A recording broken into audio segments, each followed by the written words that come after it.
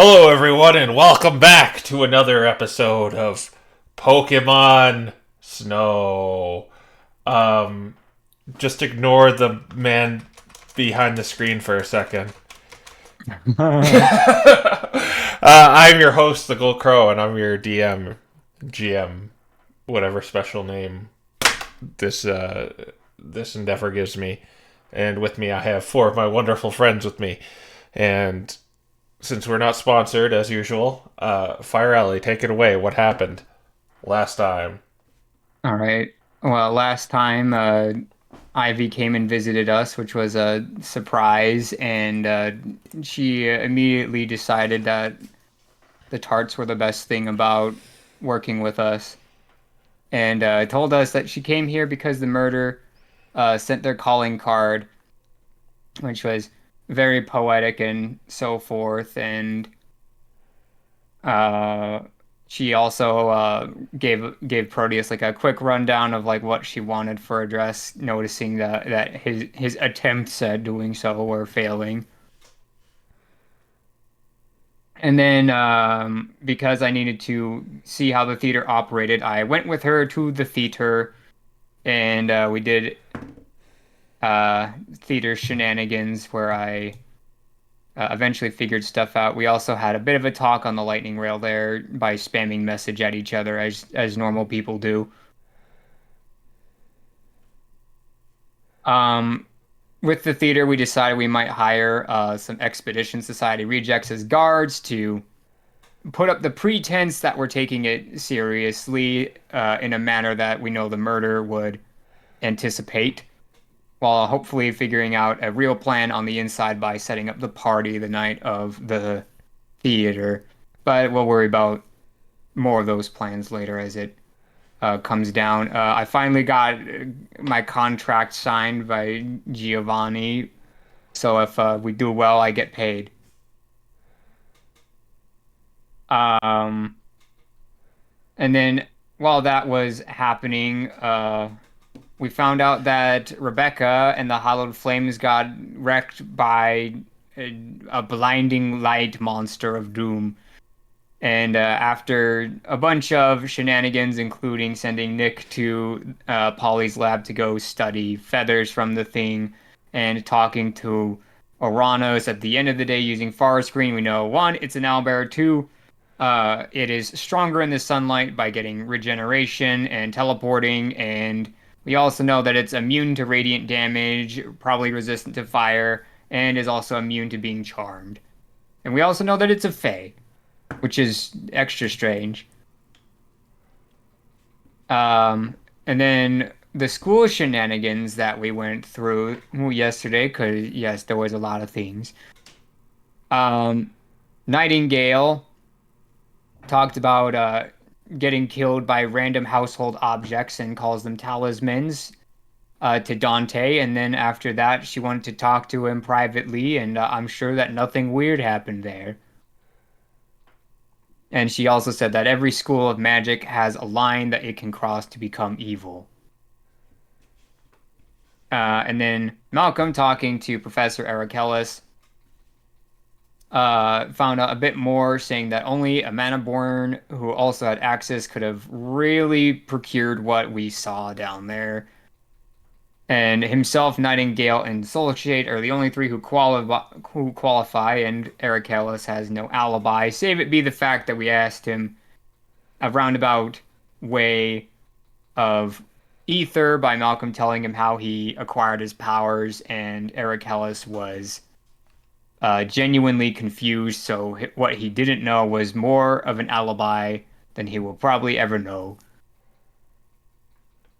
But he's also pretty convinced that the other two are not doing it because Soul Shade is too paranoid to come into contact with it, and Nightingale would not risk losing everything.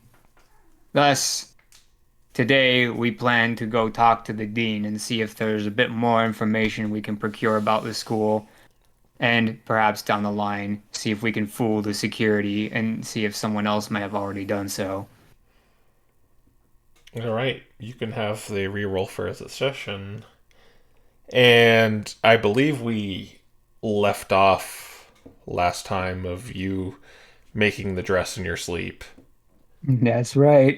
And With a so 42 to the check. now we are on Tuesday of this week. And you kind of wake up and see your work in your hands. What do you do with it? Well, we know that she's coming, so but we also know Estelle is coming too, actually. We don't really know who's coming first, right? No. All right. So I'm probably gonna hang it up nicely, and then I'm gonna cast hide object on it with my free casting of it. Okay. Uh, Promptly when you after you get up, oh, like give it a good half an hour or so. There is a knock at your door. Malcolm's gonna get it. Nicholas is gonna sigh and say, "Oh boy, which of our special guests is this gonna be first?" As you open the door, Malcolm, the shrewd Natu is at your door, Hi, Estelle. Come in. and she walks in. Closes the door behind her. Now, what is it you? Well, she. Need the scrolls for. Yes. Yeah. Well, I'll it was my idea, so I'll sponsor the cash for this, and I've already marked that down. But another beast has come out, and this time it is directly engaged with the hallowed flames. They've requested us to deal with it, and considering how dangerously close this could get to them finding out the ether has gotten out of hand, we decided that taking this job might be in our best interest. Do you believe it has anything to do with what is happening in the school in the ether? It's definitely something to do with the ether, a strange, radiant, feathered creature that looks like a large eyeball and can blind even the members of the Howled Flames. Isn't exactly something that can spawn randomly, and considering how close it is to the city, the chances of it not being related in some way are pretty slim. Yes. Well, if it doesn't have anything to do with the school, this definitely does sound like possibly a mutation from the ether, and I would rather those kinds of creatures cleaned up. Well, we intend to do so. Tonight, more than likely, or at least within the next few days, we intend to go over there and see if we can either exterminate it or at least get a better idea of what it's about to exterminate it in a future time. Quite. Now, which spells would you like to procure? As I said before, I cannot just give them to you. I'm because of the edicts. I have to. You have to purchase them. Yeah, on my sheet, I've already marked down purchasing distilled magic aura spell scroll and enhance ability. All right. Did you pay for it? Yep, it was $500. Yeah. Okay. Yes, those are some of the well, not the most advanced spells, but ones that do you think you can handle it, Gorvin? Pretty sure I can, yeah. I've reached, you call them circles, right? Yes.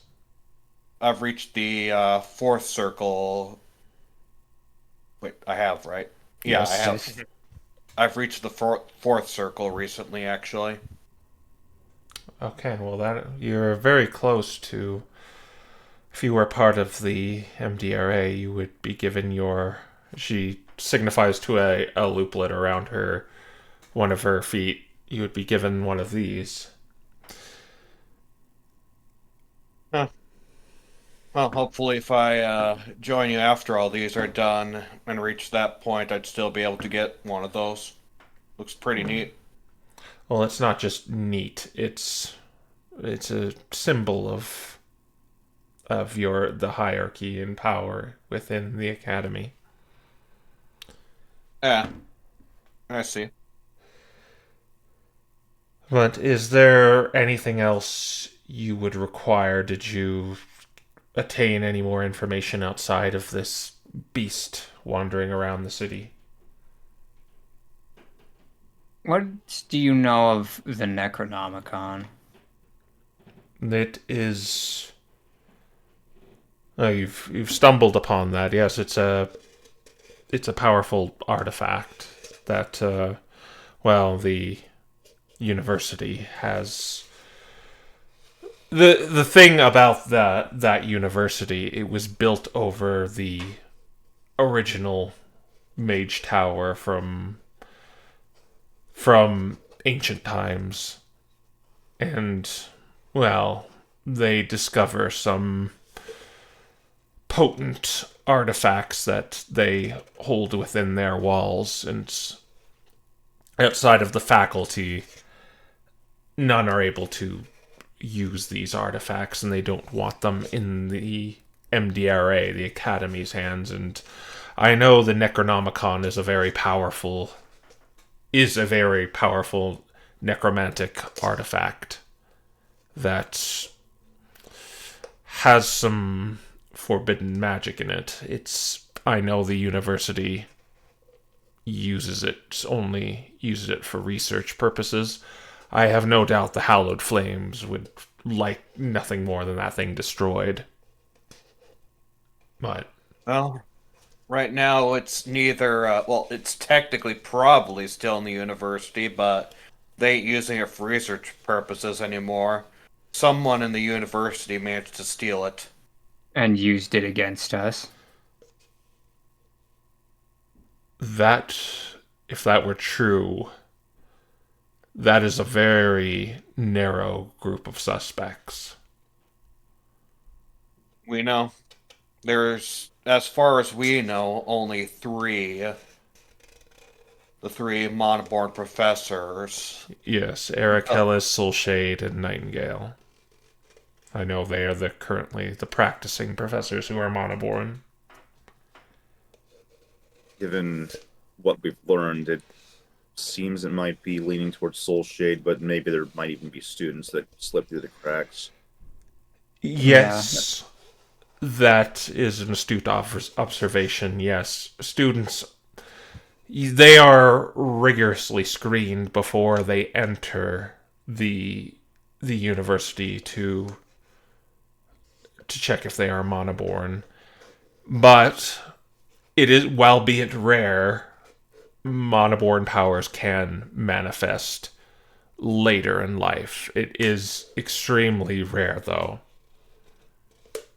Rare but not impossible. Mine manifested after my 18th, or on my 18th birthday. Yes, that is an example of one. You are special in that regard.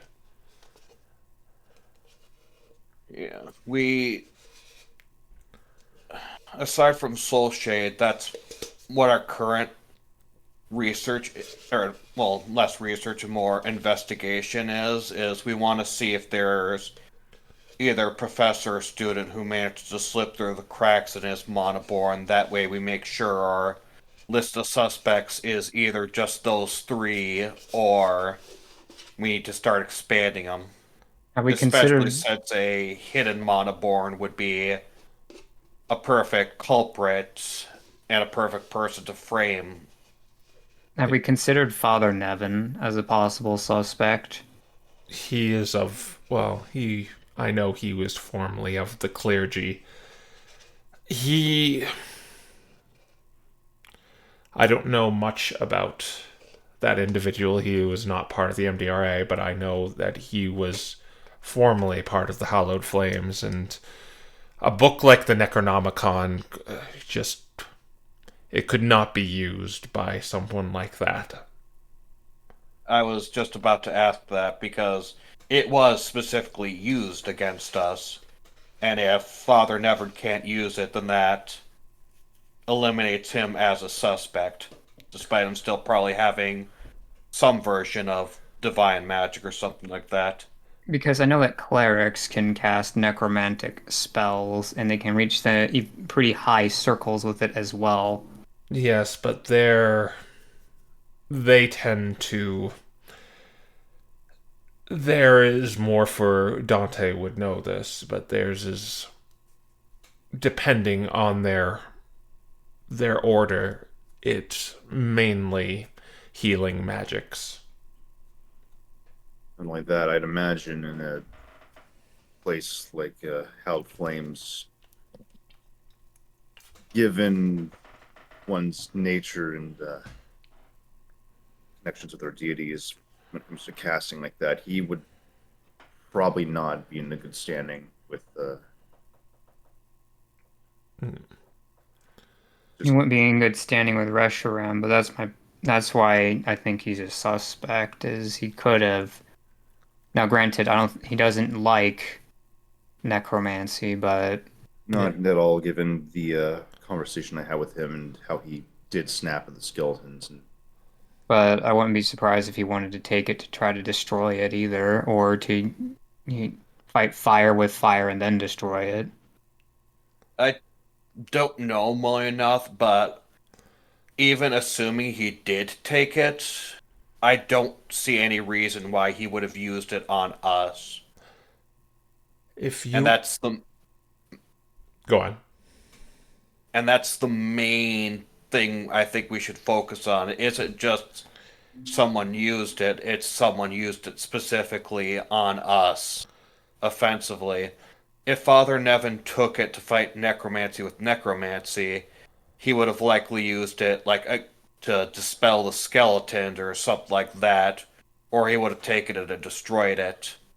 But I don't see any reason why he would have used it on us. It doesn't align with his goals. If you and want the other, if you want the my other, opinion on it, my sights would be on Nightingale for obvious reasons. which is But exactly why we don't think it's her, because it's too obvious to the yes, point that she would be under so much scrutiny. Our other suspect is Soul Shade, actually, just because his way of interacting with the world is to try to quell issues before they arise. I know he is the practicing abjuration professor, and I know that school is heavily warded. We check it in our audits. And who better to get behind those defenses than the one who made them?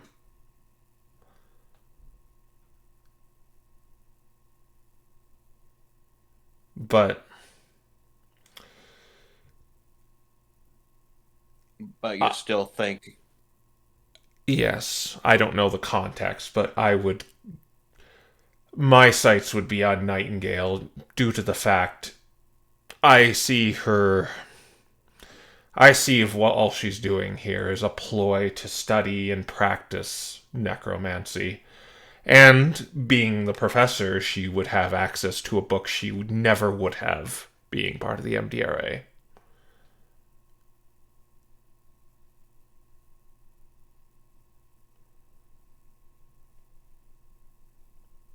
But we don't know yet, but yeah, we'll have to take that into consideration. but though we have troubled relations with these three professors, I do not think them to be so brash as to do something like this. But It's already under scrutiny, so people have their agendas, and they are no different. Yeah, that's why I feel like we're we should focus on making absolutely sure that there isn't a secret Monoborn hanging around in the academy first before we hone in on our possible suspects. The problem with that being is it would be a student. And if we were to go with the theory it's someone whose powers manifested late, they would be very inexperienced. Yes, they would be mature, but their powers would not be matured. They'd struggle to cast cantrips or first circle spells. It's just if someone like that got a hold of the Necronomicon, they'd probably send themselves to an early grave if they wielded it on responsibility. So most likely it has to be someone who's already experienced. Yes. In But fact, there is no or. in fact, I would say it's someone very advanced, like our three professors. How certain are you that Dean Woodrow is not mana-born? All the faculty goes through the same screening, and of course he runs the show when it comes to the school, but I want to say I am certain he is not, but I guess my question is he the one that does the screening? multiple do the screening. In fact, it's Dithyram that screens most of them, well corroborated with us, the MDRA, and the clergy, the Hallowed Flames, which is the largest practicing clergy in the Air Continent. What's the chance then that Dithyram could have planted a student?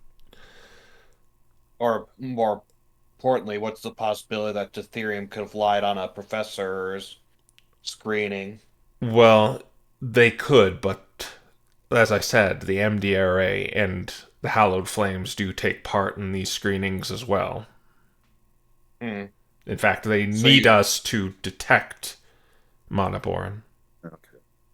I see. Okay. How is that done? Through blood and multiple other means. It's the checking of the family tree.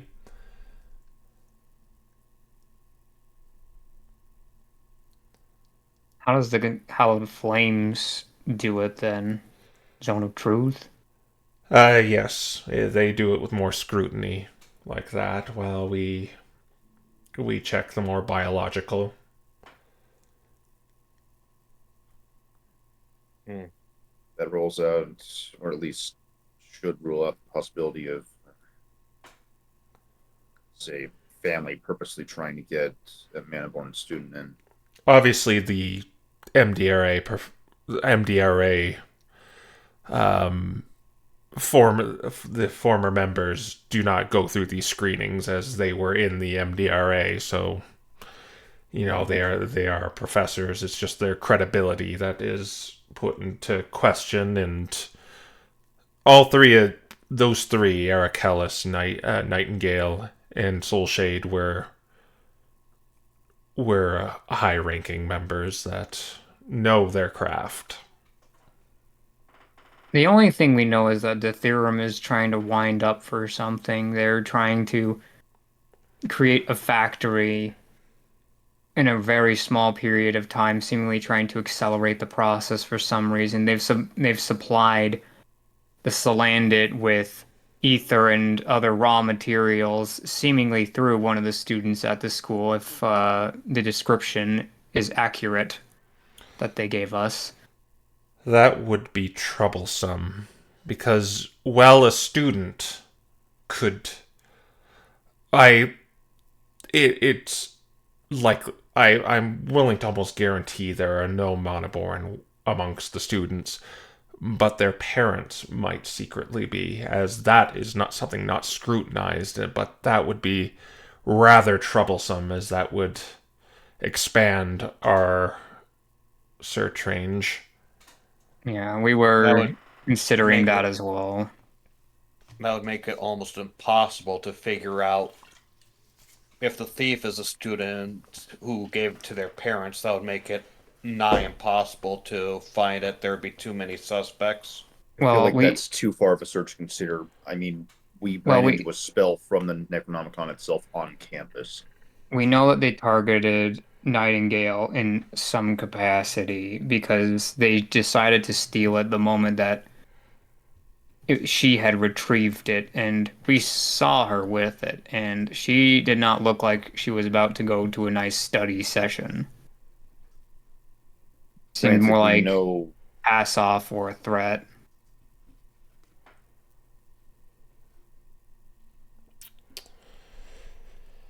Well, I can't know these things for certain as I'm not inside those walls. So I hope you can get to the bottom of this. Yeah, right now we're more or less just talking out loud and trying to figure things out. I find when you do that, you tend to talk in circles. Fair enough. At the very least, what you've gotten us should help us begin to figure out the limits of the school's security. Yes, but do not get caught as well, because well, you might get expelled, and well, that ends our search. Yeah. We're being very careful. Yes, but well, being too careful can lead to complacency, so it's a balancing act. Be careful enough, but still, we will be taking risks. We'll have to do something potentially bold at some point in time, but we'll have to wait for the right timing. Mm-hmm. Well, I will let you continue your search. Do you require anything else from me? Don't believe. Oh, wait. It's been inert, but I'll still give it to you. And Nick's gonna hand her the inert ether that we got from the Slandazilla. Yes, this you got this from the construct, if I'm not mistaken. Correct. Yes, the ether was in a very similar state once the team I sent in Red River animated another similar construct. The ether is nigh useless while it's like this, but I still will take it and dispose of it. Yeah, it's better in your hands than our hands, in my Yes. opinion. Yes, thank you for that. Yeah. Just to make sure Believe there's no that. trace. Yeah. I believe that should be all from us. All right. Good luck on your investigation. Thank you. Yeah. And she puts away her bag of holding and the kind of portfolio she had the scrolls in, and gives you a nod and leaves your room. All right.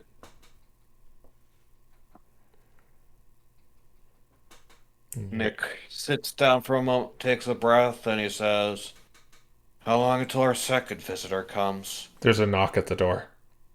I think that answers your You're question. magic, Nick.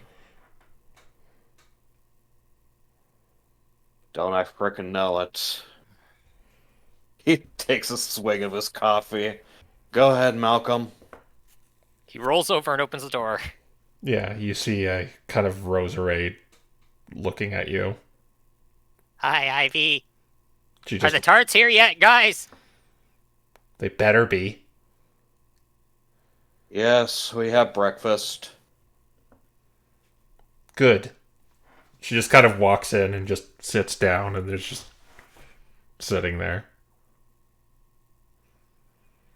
Just that uncomfortable silence between as you're just sitting. Hey. Also, I'm more like where's the tarts in this? I assume we ordered breakfast, and despite the fact Yeah. that Nick's not exactly Yeah. happy to be hosting her, he probably did order tarts for her. Yeah. We knew she'd be here. Yeah. And yeah, the Riolu comes by with a skipper comes by with like the little cart and starts unloading it on your table. Good. Bring some apricot ones too. Says, yes, ma'am, yes, and the strawberry, every kind, one of every kind. They're paying for that, I assume. Yep, they're paying for it. Yep, I'll go get that right away. And yeah, just setting down like the coffee and like the bread and eggs and just a basic like a legendary breakfast. Like this is a hero feast and like everything but name. It's like a hero's breakfast. So it doesn't give you the buffs. It's just called them. Yeah. Yeah, and then it's just kind of loaded and like, yeah, okay, let's dig in. And yeah, you begin eating, and these are really good. You lied to me. You said you would tell Giovanni the recipe, and you didn't. I mean, it's gonna take time to do that. I feel like we'd have to sneak around to figure that one out. I don't think they'd just tell us it. Well, this should suffice anyway. You, cat. Yes. You killed my brother. So you've mentioned. Mm-hmm. Tell me, Do you have any? you are a minstrel, correct? You look like one. You carry the tools of one. Yes, more or less. Well, I need some entertainment for my breakfast. Tell me how you killed my stupid idiot brother, so I may laugh at him.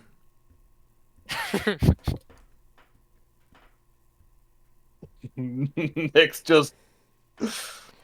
He sighs, he takes out his lute, and yeah, he's gonna improv a random song about how he killed Hemlock with Shatter. The Well, dragon there's a did built-in fly check for that. and was impaled in a What rhymes with stalactite? Like, might. Yeah. Okay, yeah, I'll have you do a performance check.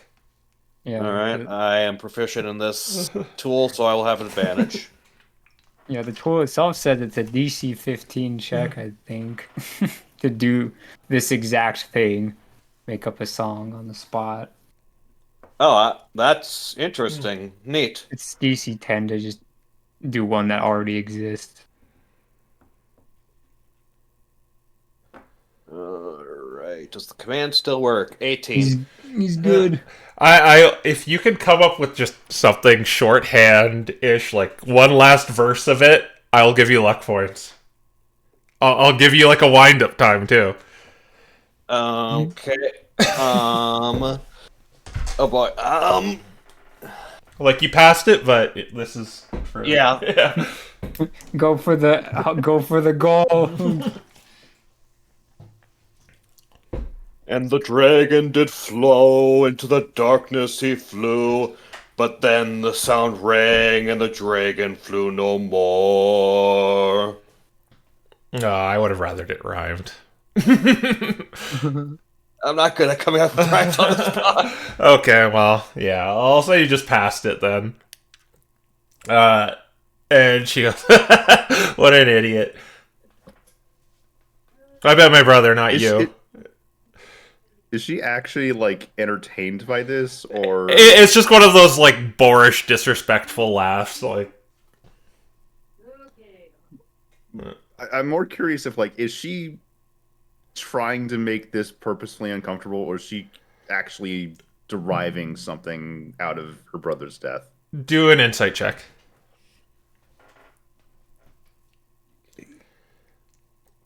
Good luck. I don't think I can help you. Plus 8. I have the skill, but I don't know how I'd help. Ah, no. I mean, Well, it's a 15 is 15. 15 still. You don't know. Yeah. Oh my She God. she seems to just like it with that nat 20. Okay. Yeah. Well, like I'll have you know, my mother died even more. Well, yeah, even she died better than him. He was just a wannabe. What happened to her? Oh, this green little whelp pulled out a sword and just cut her head off.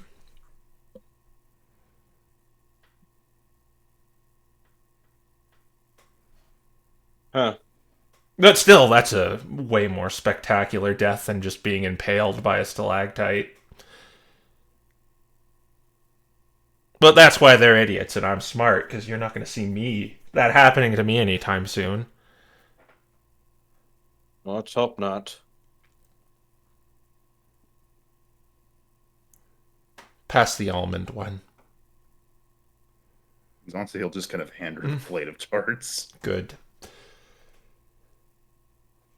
I didn't come here just for the accommodations.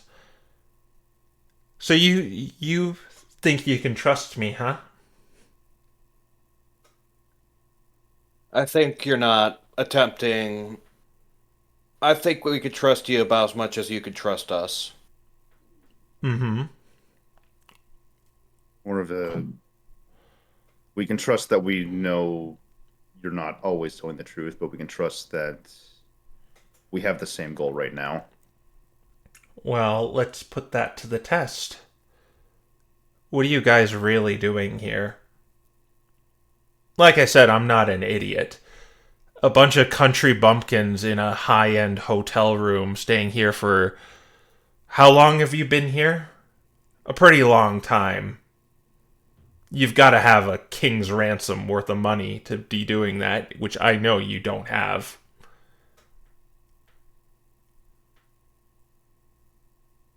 Well, you didn't think the money we took from your dumb dead brother was enough to pay for all this? I No! think she would figure that out easily. I would have been gone like week one. We wouldn't have been here more than a weekend. Oh, I know. I just felt like mentioning her dead brother.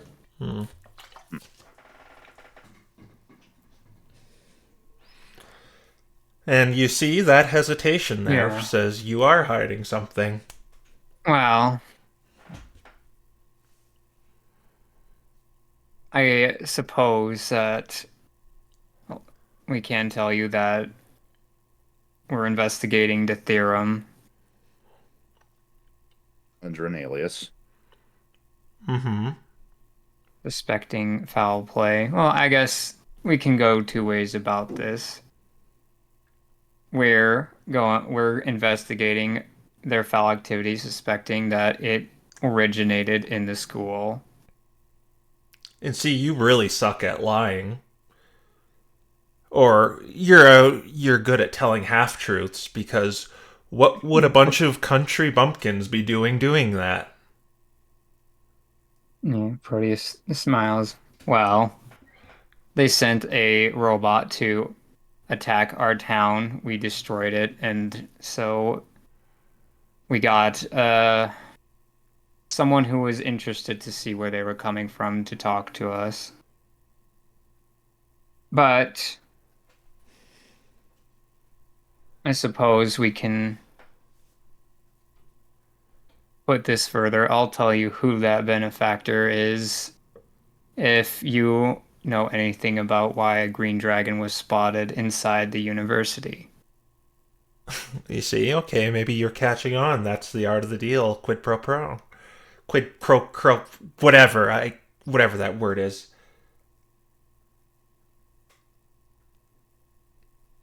Well, are you saying that was me? No, I but don't I am think it was you, saying, but it's. but I am saying, do you know? I am asking if you know anything about such a sighting. I think it'd be It too is. obvious for it to be you in the university, considering, well, And you'd the much rather student them. was who saw it was definitely poisoned by chlorine gas.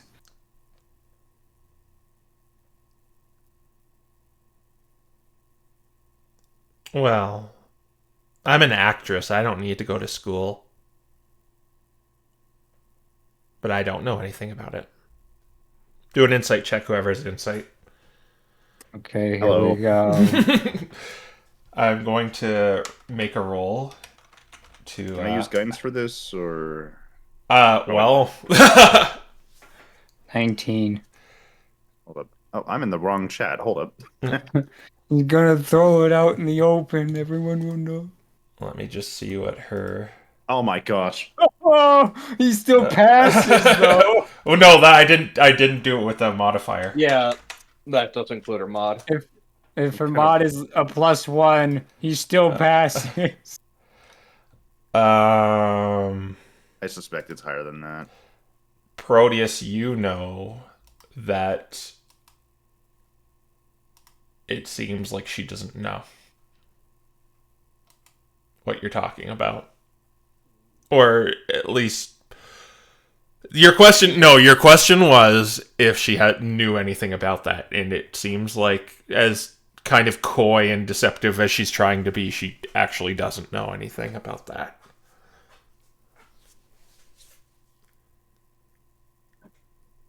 Yes, well, we also know that there are strange things going on, and your brother tried to make a mimicry of himself, so.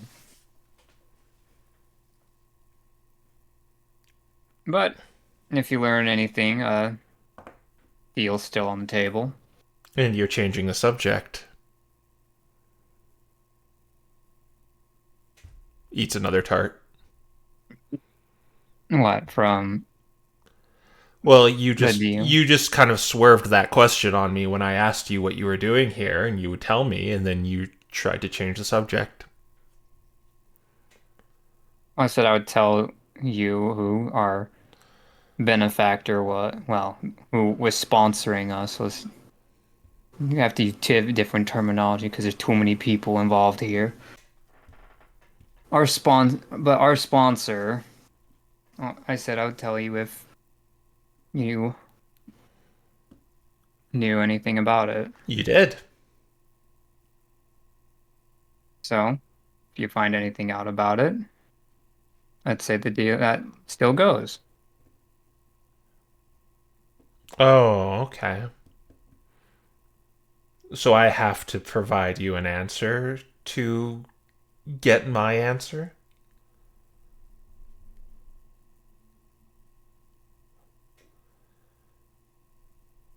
Ah,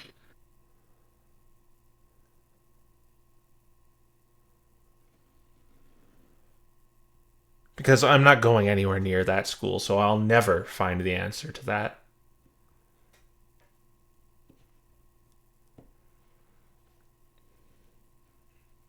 well, I suppose you probably don't care about the sponsor much. Anyway, he's gonna like rub his face and be like, I can't believe I'm gonna do this. Fine. We're sponsored by the Mystery Dungeon Research Academy. The mages. Yes. Well, from what I know, they're just as sneaky as the Deuterium Corporation. Yeah. Are you sure you're not? I know a thing or two about. Well, I am my mother's child, let's say, and are you sure you're not being manipulated by them? Oh, I'm sure that they have an angle they're playing here, but at the same time, they are helping. They want us to remove people that tried to burn our home to the ground. So, for now, it seems like the choice to make. What do you know about him? Well, I don't know too much about them, but I know they're extremely sketchy, shady, just like me and my kin. Or my former kin. I think I am the last one left.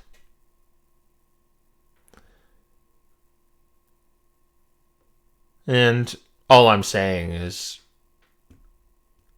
Don't let yourself become puppets. Oh, trust us, we haven't. Good. Right now we're in a deal of convenience. Their target is our target, so it's mutually beneficial for us to work together.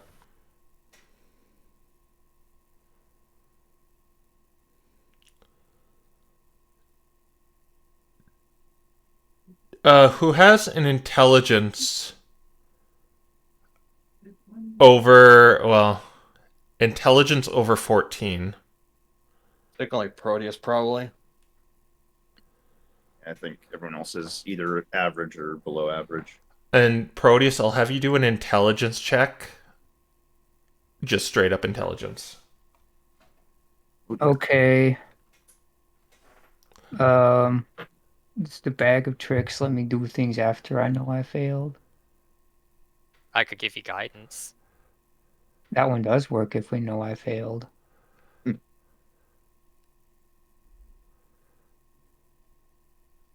So I'll give it to you.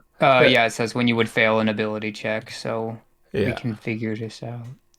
Yeah, is Malcolm gonna do it? Yeah.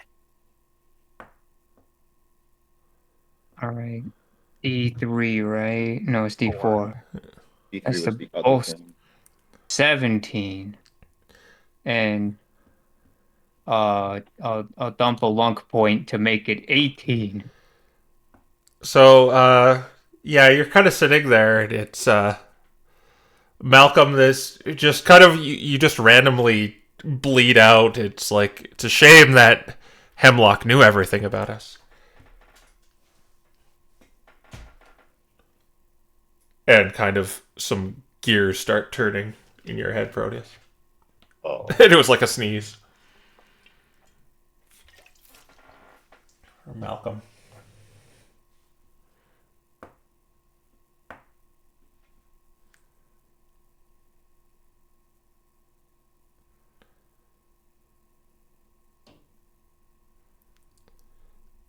And, well, to make it a little clearer, if Hemlock knew as much about you as she claimed, why would she be asking this?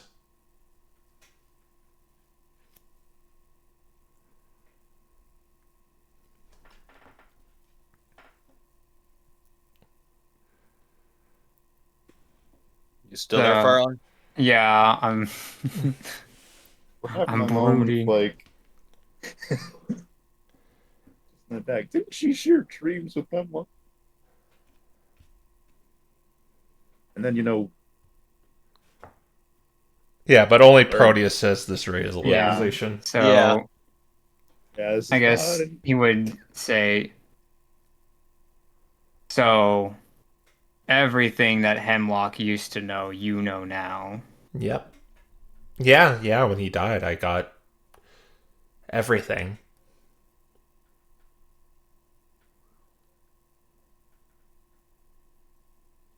So then you already knew the answer to more than half the questions you asked.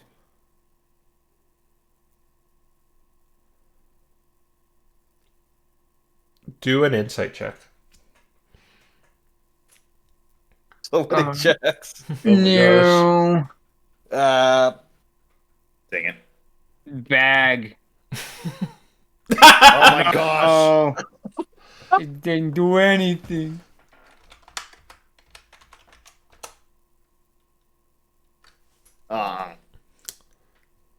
Yes. I was just testing. See if it corroborated with what I knew.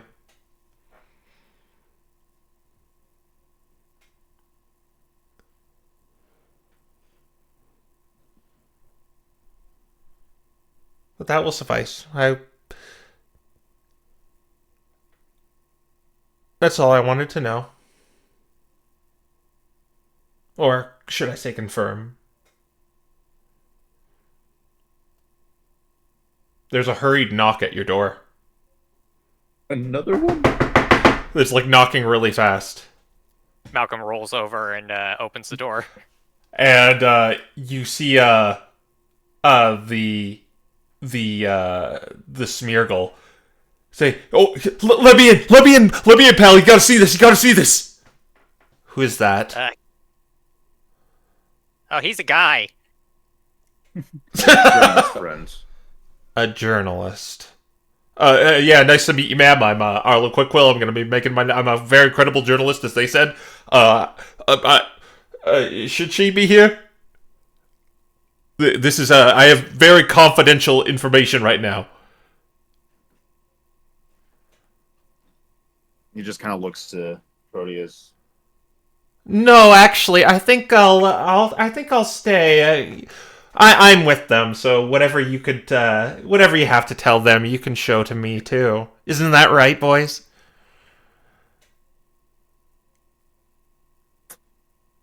Oh. Yeah. Okay. It has to do with the investigation you sent me on. You might want to close the door. This is. I've got a real story, and it's a real story this time, not like some stupid tabloid or market squabbles or ladies losing their purses or something. It's real good. It's real juicy. I got photo evidence too. Malcolm shuts the door. All right. Yeah, I think. No, actually, I'll shut the door and use that as a time to cast Zone of Discretion. Okay. So, last night at the docks, you know what I saw? You're never gonna believe this. What? Do tell us. I saw a dragon. Big, green, nasty looking thing. Sank a ship right in front of me.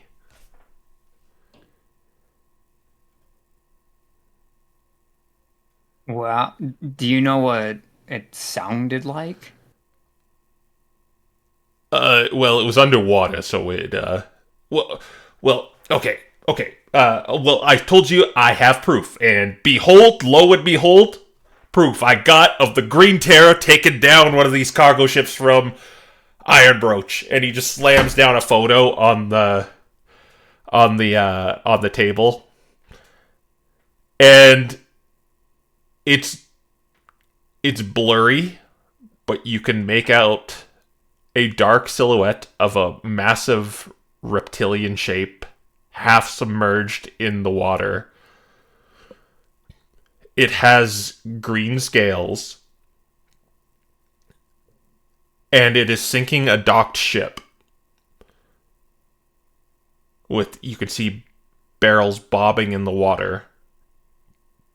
And anyone who has investigation can do an investigation. All right. Take it. I have Jack of all trades, but that isn't proficiency. Yeah, 24. There's also this faint white mist clinging to the water, but it looks like a green dragon pulling a ship into the water.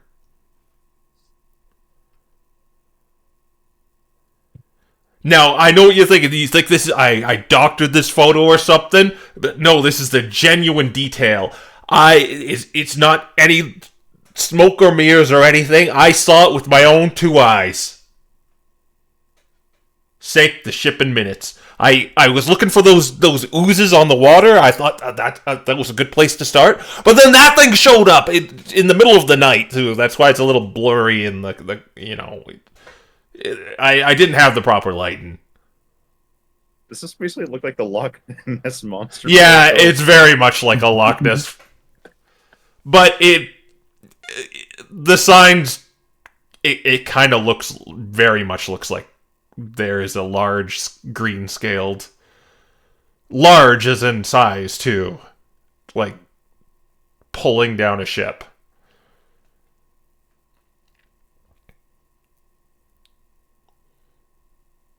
Well, I think that's just.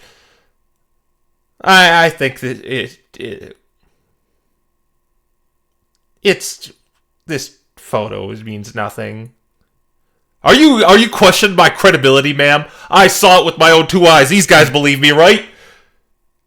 Yeah. During some of the going-ons we've already seen in the city. Well, Jesus. it's just silly, like a dragon. Really? I'm more thinking like, what was the cargo? Well, it was from Iron Broach. I think it was from Forge Right Industries and Iron Broach from. You remember that place? You remember going there? It's Yep. where we met. Yeah. So it was either Talia's constructs or magnetite.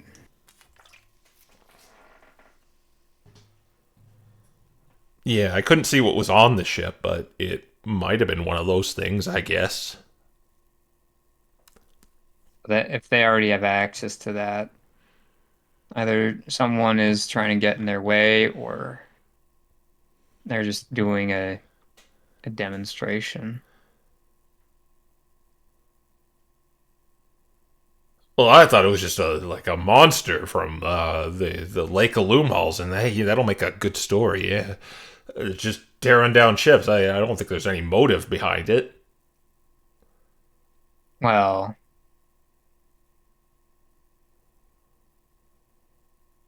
every monster has its lair, doesn't it?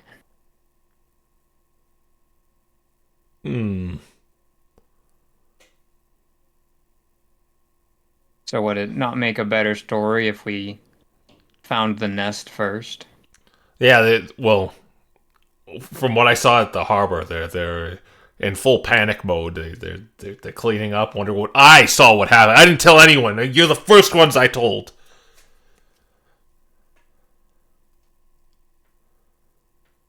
So they've already told the city about this then. Well, they didn't see There's the dragon. I saw the dragon, but they just. I think they figured just the ship disappeared or something. Gotcha. You see where it disappeared to? It went under the water. Well, seems like we're gonna go find some blueprints again. Well, I just wanted to tell you guys that he goes for a tart, but then like Ivy like pulls it away from My gosh. him. Yeah. I just wanted to tell you guys. Do you guys want me to do anything different, or do you want me to just follow up on this, or this is I did not make a mistake following you guys here. Yeah, I'd say job well done, honestly. I didn't think that the harbor would have something like that come up there. Yeah, I didn't find any of the oozes, Frequently either. but I found that. Considering the events that already happened, something happening again this quickly is kind of surprising. Yeah. Okay. So you want me to follow up on it? I should just hang around the harbor. Yeah, or That's or fine. any other part of the city where there might be a lot of Ethereum commerce. Might just be good to check the waterways in general. They've first the oozes, now this. Yeah. Okay. Okay. Yeah. That's what I'll do. Okay. I just wanted to tell you that, guys. That. Yeah. I'll be ever dutiful. I should get back out on the field and dig up some more photos. Don't worry. It'll be much clearer next time. I swear to you. It'll be much clearer. All right. Yeah. You go ahead. Yeah. And yeah, he kind of starts rushing out your door.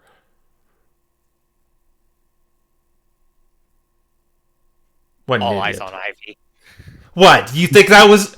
I was not anywhere near the harbor.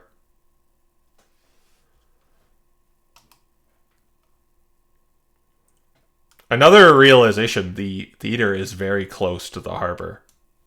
It is. Yep.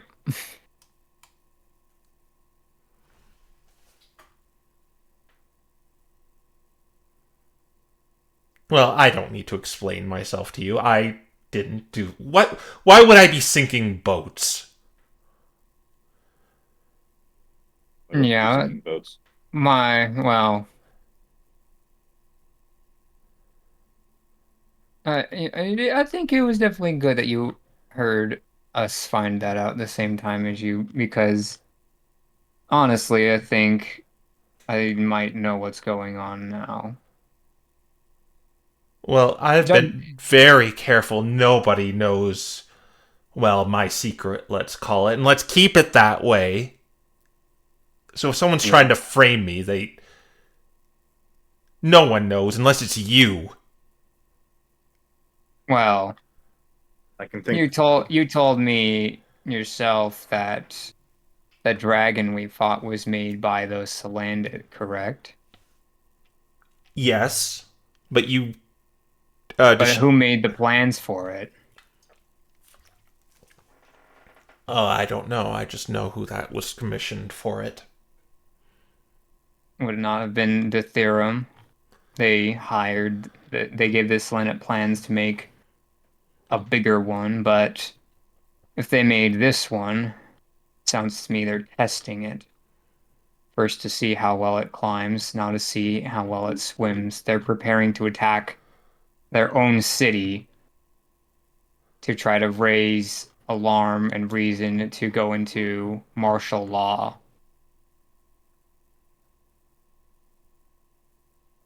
And if that happens, I have a feeling that they are not going to let that theater be able to keep going. They're going to force it to close.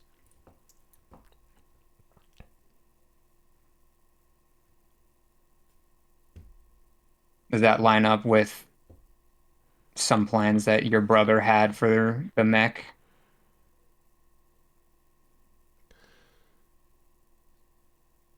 Do a persuasion. All right.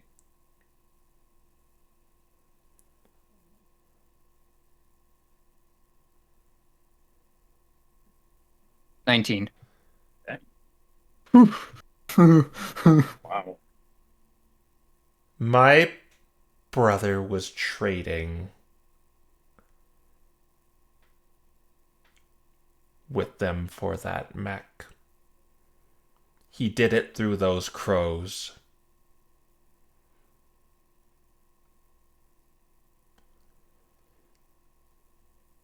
But I 30 how much percent did I say I trusted you last time? 35. Well, I 36% trust you, so I'll tell you that he was trading blood. That That actually explains, explains a lot. We know Deuterium is trading around and using dragon blood in experiments. It explains the oozes. It also explains the monstrosities we saw outside the city.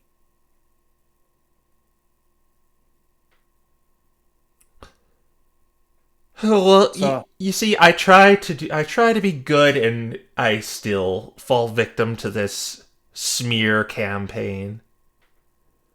Well, it's not. Hopefully, we can keep it from getting too hot. If we can oust the theorem as what they are, then things should go back to normal. Something else.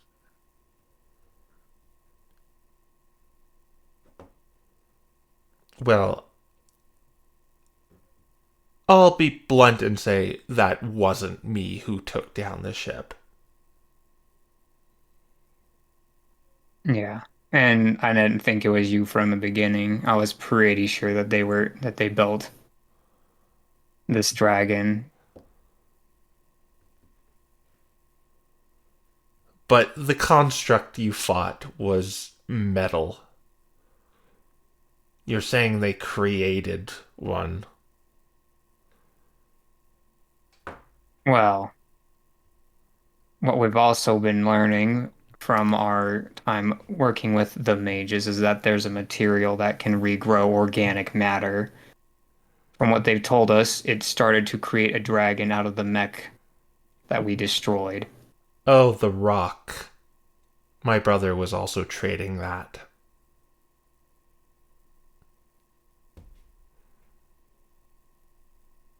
He gave it to them or received it from them. He gave it to the crows, and they gave it to themselves, to someone else.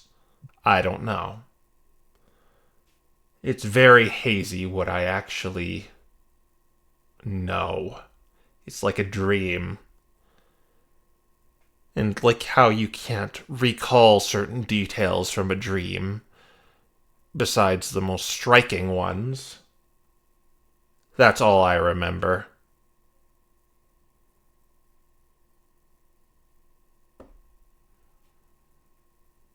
Well, that alone gives us a lot more information than we had before. Don't get me wrong, I'm not doing it to help you or anything. I'm just trying to clear my name. We, just like us and the MDRA, have a mutually beneficial relationship due to having a mutual enemy of sorts. Now we have a mutual enemy. We have a mutual enemy in the murder, and we have a mutual enemy in Deuterium.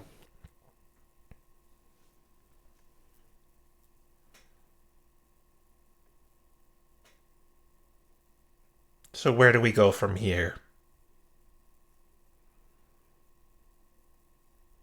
Well, for now, we were planning on continuing our investigation inside of the school.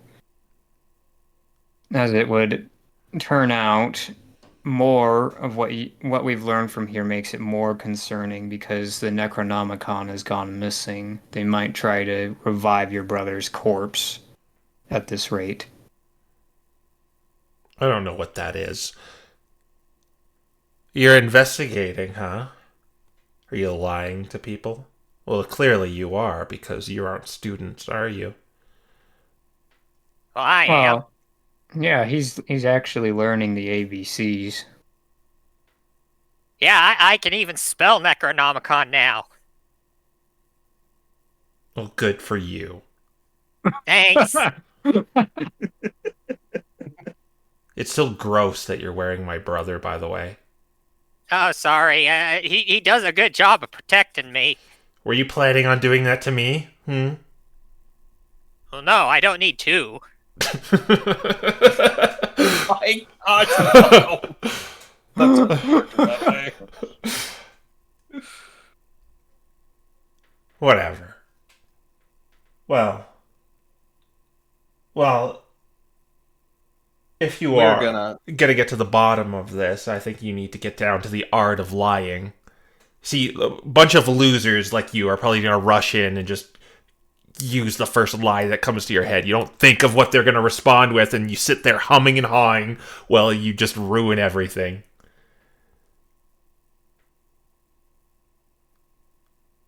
What are you planning on doing?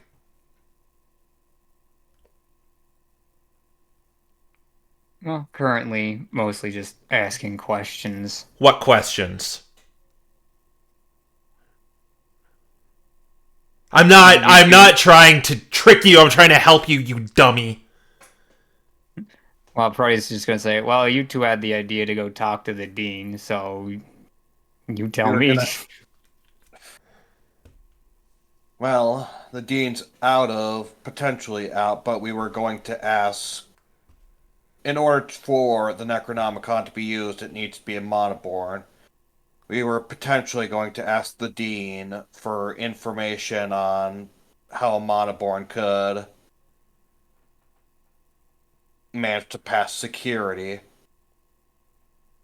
And if are you saying you're suspecting him? Maybe. Not at this point. It's a possibility, so Right, but we I already don't know now that intend to- Yeah, we know it's unlikely, but we're not gonna ignore the possibility. Well, who do you suspect? Our main suspicions are the necromancy professor and the abjuration professor. What do you know about Personally. them?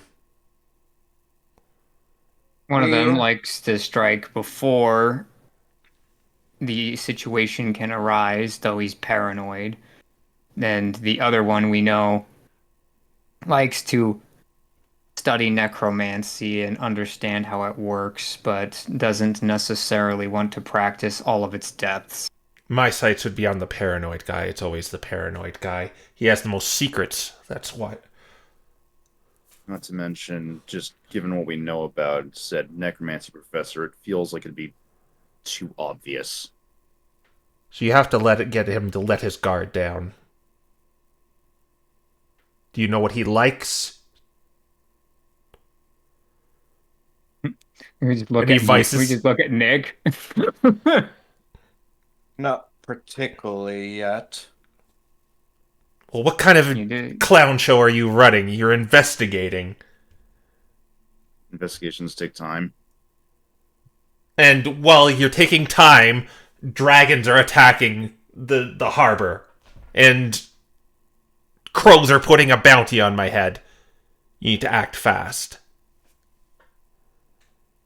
Well, we also learned from the Salandit that there's someone was giving them information that sounded like someone from the school. It's one of the students, actually. So we were thinking about maybe trying to get information about his parents. Do you get me his name, his full name? Well, I know Owen is his name. He's a Simipore, blue monkey, closed eyes, funny hair. I could probably get you a full name by tomorrow. No, That should be. that should be good enough. A name and a species should be good enough. You think you could get more info on his parentage? Yes, I can. And I should wish to dispel these awful rumors about me.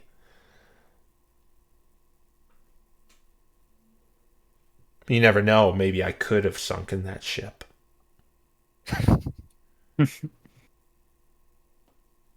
Oh, I'm aware. Why is it that you want us to be suspicious of you?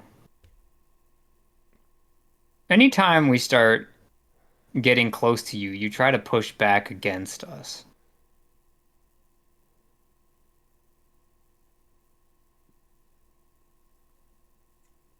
No reason. Just eats a tart.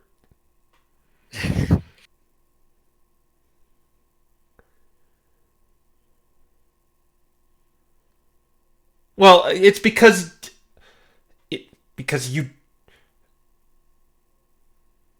do an insight check. All right, Dante Proteus, have fun. Goodbye. All right, Dante, have fun. Am I allowed to make one also? No, it was only Proteus because he probed it. Oh, Yeah. okay. Well, Yeah, Guys, this is why we have enhanced ability now. because I feel like it. That's why.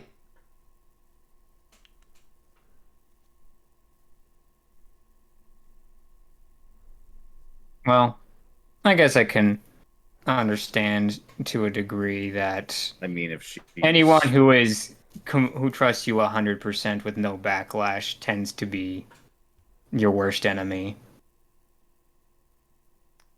Well, everyone has an agenda, and like I said, I only 36% trust you, so that's still like 64 that I don't.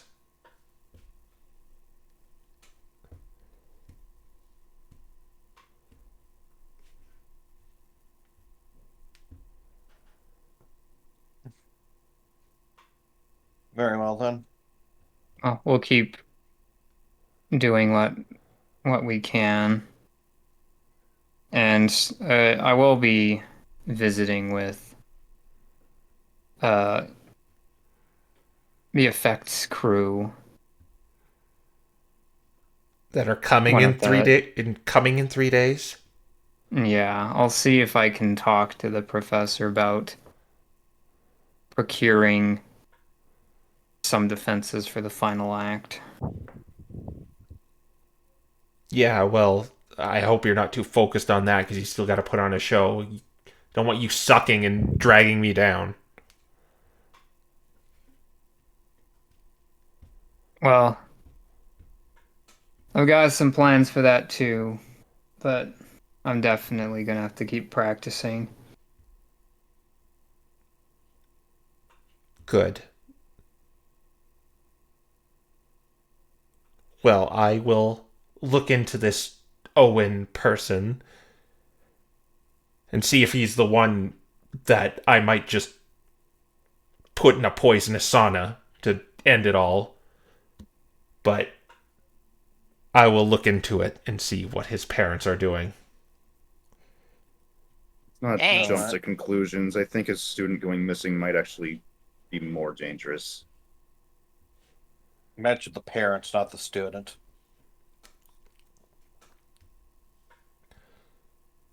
I guess I'm going to be trying to learn a bit more about Soulshade. Yes, eyes on him. And remember, don't just think up a lie. Think up a lie to the response you think they are going to make. Right.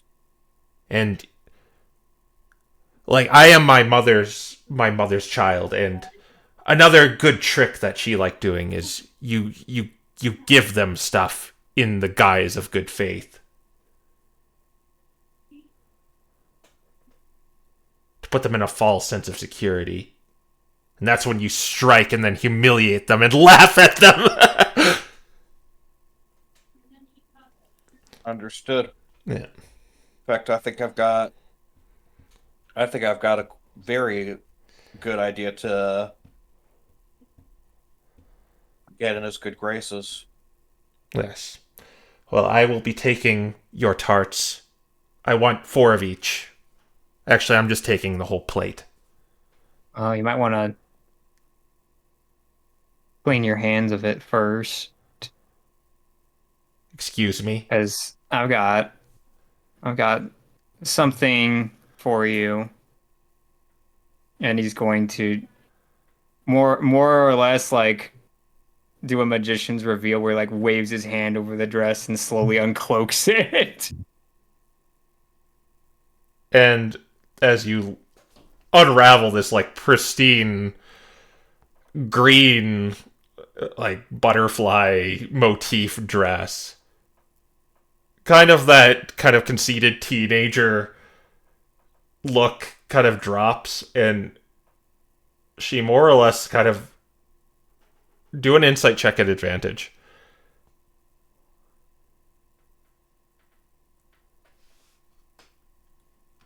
Um, Man, your For- roll not fun today. 14 unless you Oh want my to gosh, re-roll it. man. You want to use the reroll this early? It's advantage. Yeah. Oh wait, it's my re-roll. Yeah, it is.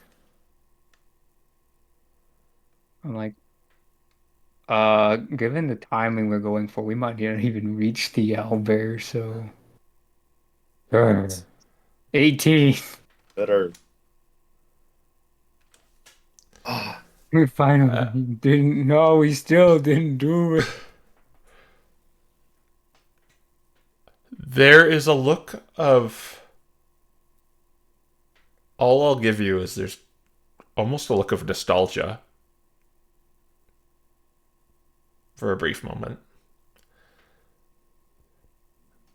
There's kind of more in there, but you can't really read it.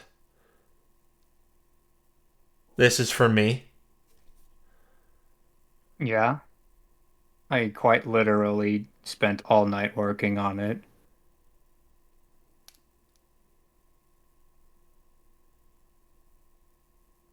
It's good, I guess.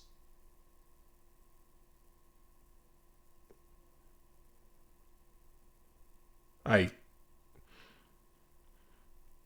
39% trust you. Maybe 40, I don't know.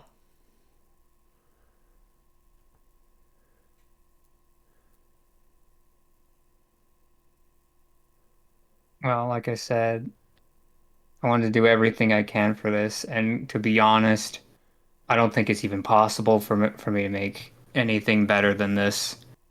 And I don't even think you could order something like this from anyone out here. I would be genuinely shocked.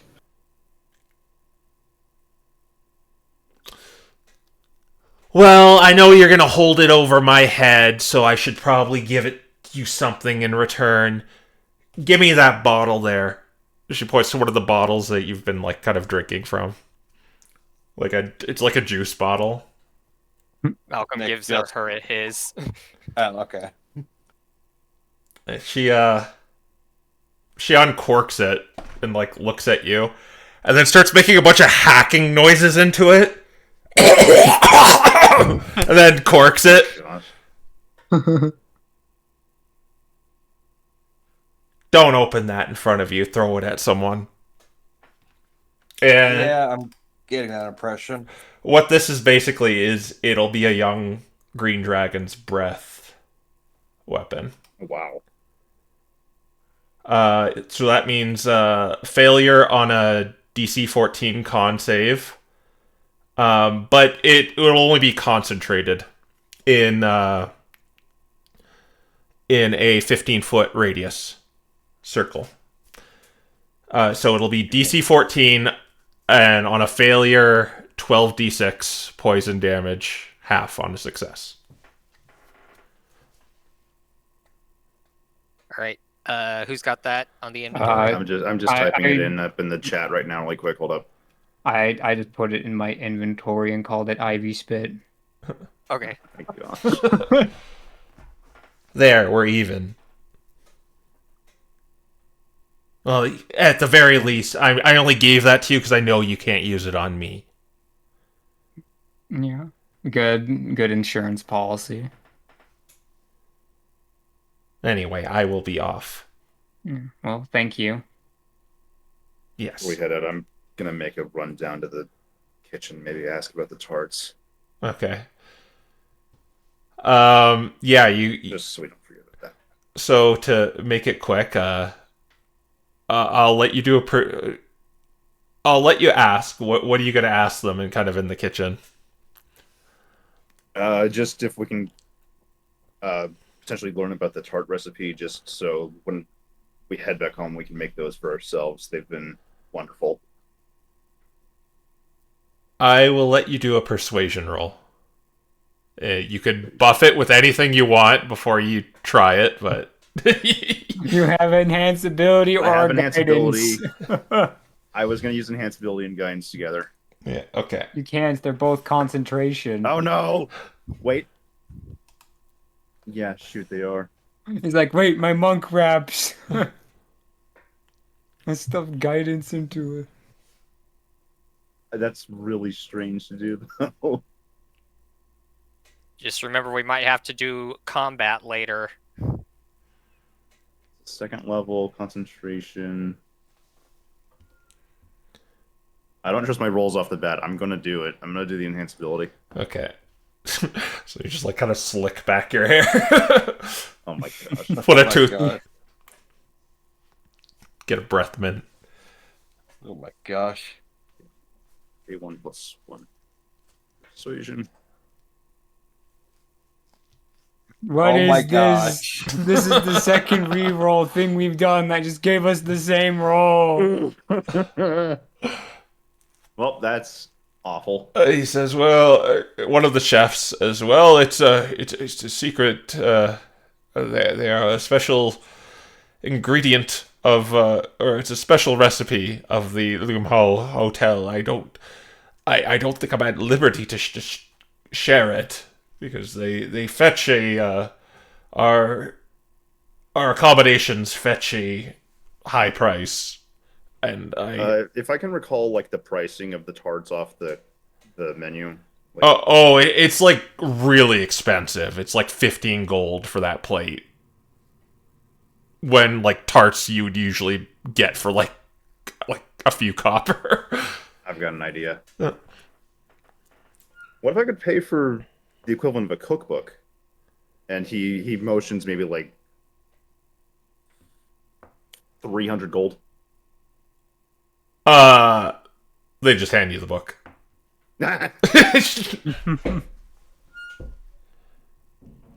Yeah, Cool. and it has like more. It's just it's various pastries that you could make with it. Awesome. But the tarts are definitely in there, and yeah. Yeah, that feeling of like, you know what? We're acting like high class hotel goers. Might as well. Yeah. Okay. Yeah. You have a cookbook. You can just dub it the pastry cookbook if you wish. Yeah. Okay. So yeah, you go back and Ivy is gone, and you're all in your room together with your maybe finished breakfast too. Dante just kind of raises up the book. Yeah. I think she'll appreciate this. I definitely would say so. Although she'd only really appreciate like 2 pages of it. Though seems like everyone loves the tarts, so maybe we need backup copies of that thing. She enjoys the tarts. Maybe she'll enjoy the other things in there. I probably overpaid a lot for it, but keeping up the act.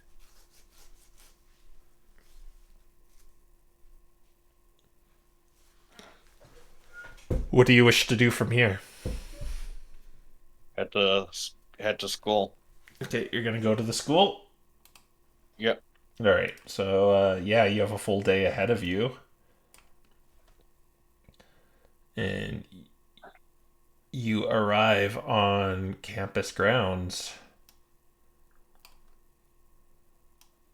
I'll get your tokens all ready here. I don't know where. Oh, Malcolm's there. And Dante's here. Alright. And again, if you guys could just maybe periodically control Shift S. Yep. But I'll do my best to do it myself. Yeah, you take the lightning rail free of charge and are on the campus grounds now. Well, 2 of us took it. Oh wait, no, we have. Yeah, that's It's the right. free one. Yeah. We all have free pass here.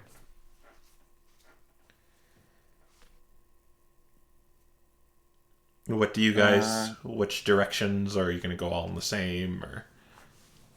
Or Nick's gonna head to Soul Shade's class. okay, Or not Soul. Soul Shade. yeah, and the rest of you? Yeah. Maybe I actually check in with Father Nevin this time. Yeah. Going Malcolm's. I was just gonna say, yeah, I probably should go to Ozzy, though I'm halfway tempted to go show up to with Nick. But Ozzy's probably the divide and conquer strategy we want to be doing, I think. And Malcolm's gonna go to Professor Nightingale. Oh. Okay. Oh. All right, Malcolm, we're gonna part ways at this table right here. Remember, don't spell the word Necronomicon in the room. Okay. Wait, why are we sending? Dante just looks kind of confused. All right. I have to make sure the door is booby trapped before going, so I gotta look at Malcolm one last time before he disappears. He just kind of rolls through the door into the classroom. Yeah. Bye, Malcolm. So you are in the macabre classroom of Professor Nightingale, and and where's Dante going? I'm going to Father Nevin. Okay, so he's up on the 3rd floor. Need to go over here. Oh, wrong one.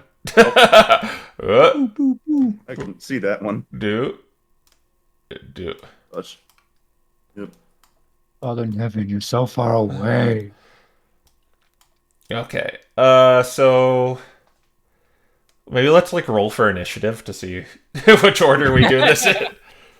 With our modifiers or what? Yeah. Oh my gosh. Oh, boy. Why? That could have been used on an owlbear. Or at least what we. No, there's no way it's an owlbear.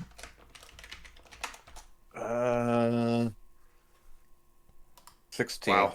All right. So it's looking like it's I was generally expecting Malcolm to go last. Ozzy, Soulshade, Nightingale, Nevin. Yep.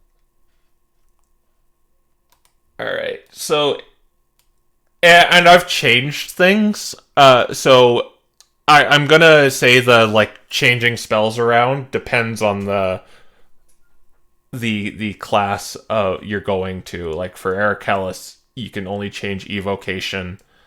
For Ozzy, only illusion, necromancy, etc., etc. Also Oh, makes a ton of baby. sense. Ah, the power. Okay. Apparently, I should add a Makes a lot of school sense for it of to be. magic column in my spell list. Yeah. Oh, and Wolverick would be transmutation and biomancy. So what would that make Father Nevin?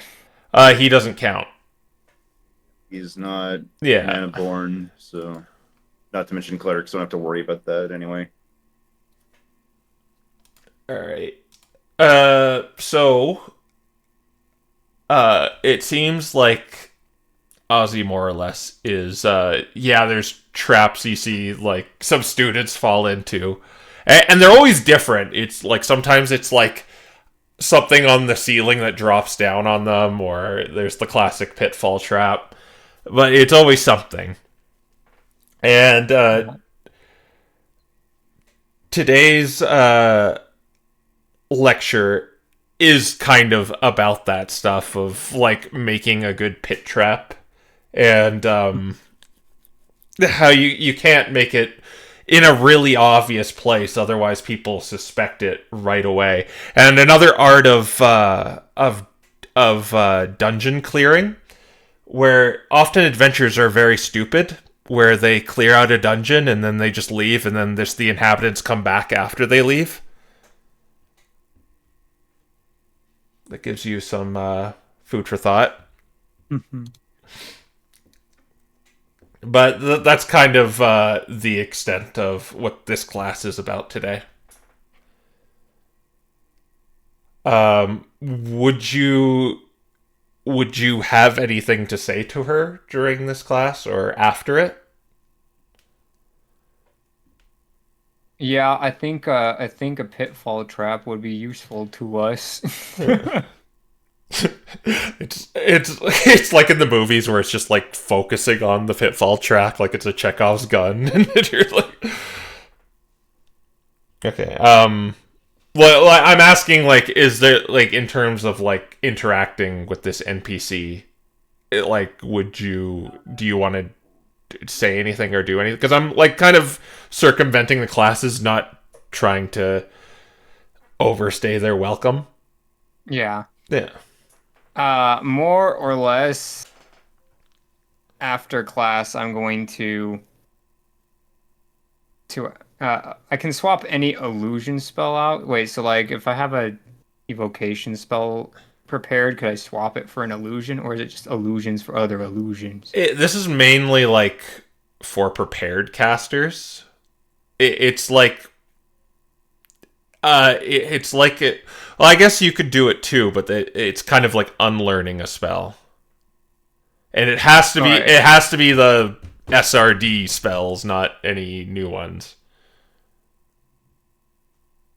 Okay. Yeah. So it's like redoing the spells that I picked on level up. Yes. Okay. All right, I won't do any swapping then. I was hoping I could cheese it and redo my spells. You have to, like, since you're a wizard, you'd have to go to the library, and that's where you kind of want to be. In fact, you could be doing that instead of going to a class. But Yeah, but we'll have to do it later and wait for the sun to go down anyway. But um, I'm going to ask Ozzy about her involvement with the play. She says to you, do you plan on joining the field trip, Proteus? In a sense, I suppose. Well, yes, we are tasked and being paid very well to mainly set up some props and some impromptu special effects that the director wants. Yeah. I was definitely thinking that there are ways to improve what he was doing. However, given the art of illusion, and because you're involved, you would probably hear about this one way or another, but the murderer has decided to go after the lead actress, seemingly in the third act. Hmm. So I That was thinking, in line with the talk of pitfall traps today, I know that they have one on stage. Do you think that there is a way we can smoke and mirror the way to make it appear as if the actress is on stage the whole third act without really being there? I don't think we can prevent the murder from taking a shot, but once they've taken it, we will know exactly where they are, and the security could handle them. well, from what I heard, is the actress is going to be is he the director Giovanni wants all sorts of things going on with her. Um, it's mainly cosmetic. Yes, in theory, yes, we could do that. That's possible, but it depends what he wants. You see, I don't know anything about the play proper or the show proper, and I know of his reputation. I knew. I think everyone does. And honestly, if this fails and my effects are associated with it, I'd actually enjoy that very much too, because as I've told you, then they just have more of an reason to underestimate me. But if it goes off well, and of course I'm going to try and make it go off well, that works for me too.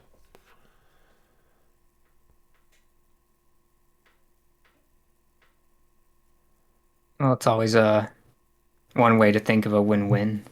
Yeah. That's what I try to do. But yes, to answer your question, yes, it is possible. I mean, I am all about trying to replicate those spells Monoborn use, and a very kind of the signature illusion spell amongst Monoborn is Major Image, and that's one way to do it. And I can eat. I have I have well mastered doing that one, but well, I can't. I'd have to be there to do that.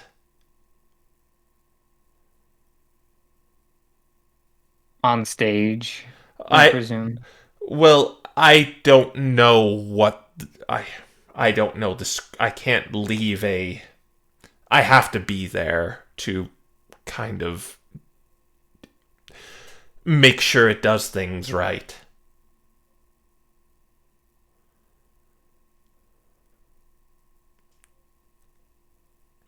Hmm. I guess, do you think you would need more time than the one day would give? I would need to be involved because it could go on. The show is goes on for hours, and yes, I would need some time to do this. But I was not commissioned to do that. We are just commissioned to set up some. She points to a list on her desk, just some certain aspects he wanted.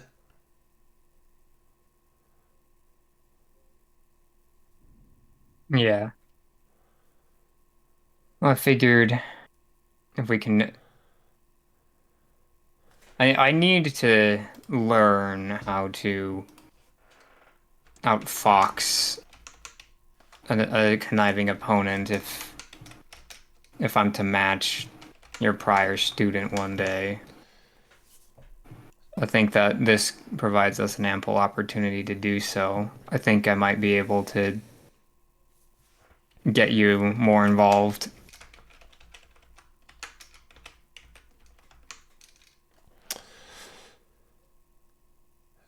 So you want me in the production?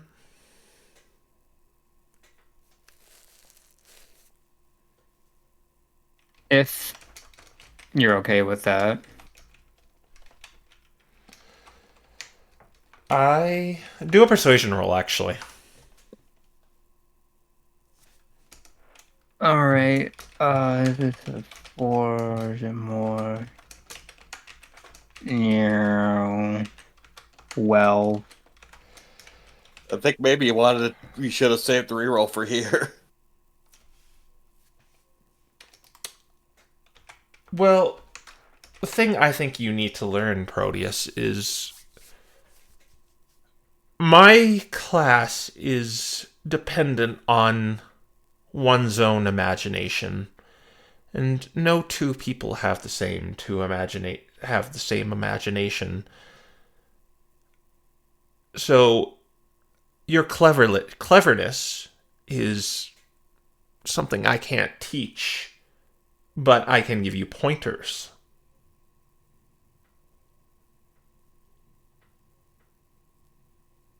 Nudge you in the right direction. well, I think the two things that I'm going to be at fault here are I don't think I'm going to be able to make a contraption that can utilize major image or mimic the actress. I've considered using mirrors, however, those only work from one angle, so it would be too obvious.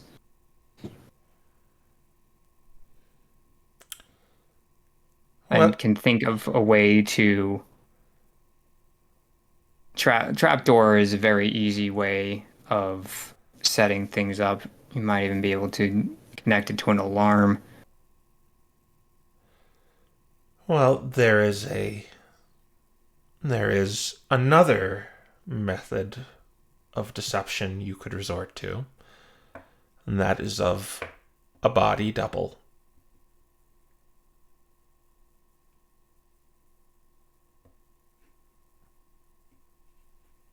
I had considered that as well, though the only way I can think of doing that would be tricky. But perhaps tricky is what the name of the game is.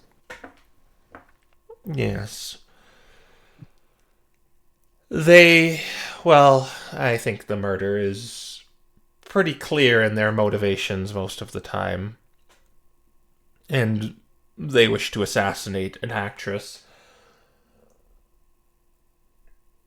You should be thinking of ways to either invite it and sabotage it, or just stop it altogether. Yeah. I'm trying to invite it. I had considered a double, but the thing is, mimicking uh mimicking illusion magic means that it's going to get dispersed on contact. Now, granted, to be fair, once the shot is dealt, we'll know the location, but as you said, if we can also make them believe they were successful, that's an even better outcome. I just can't There's figure out how to make them sturdy enough to play dead. there's another thing you could perhaps try and make it part of the show. that the arrow hits an illusion.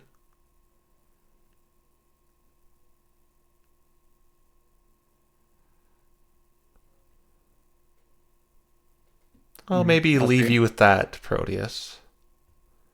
Good point. Oh, thank you, Professor. Change the script.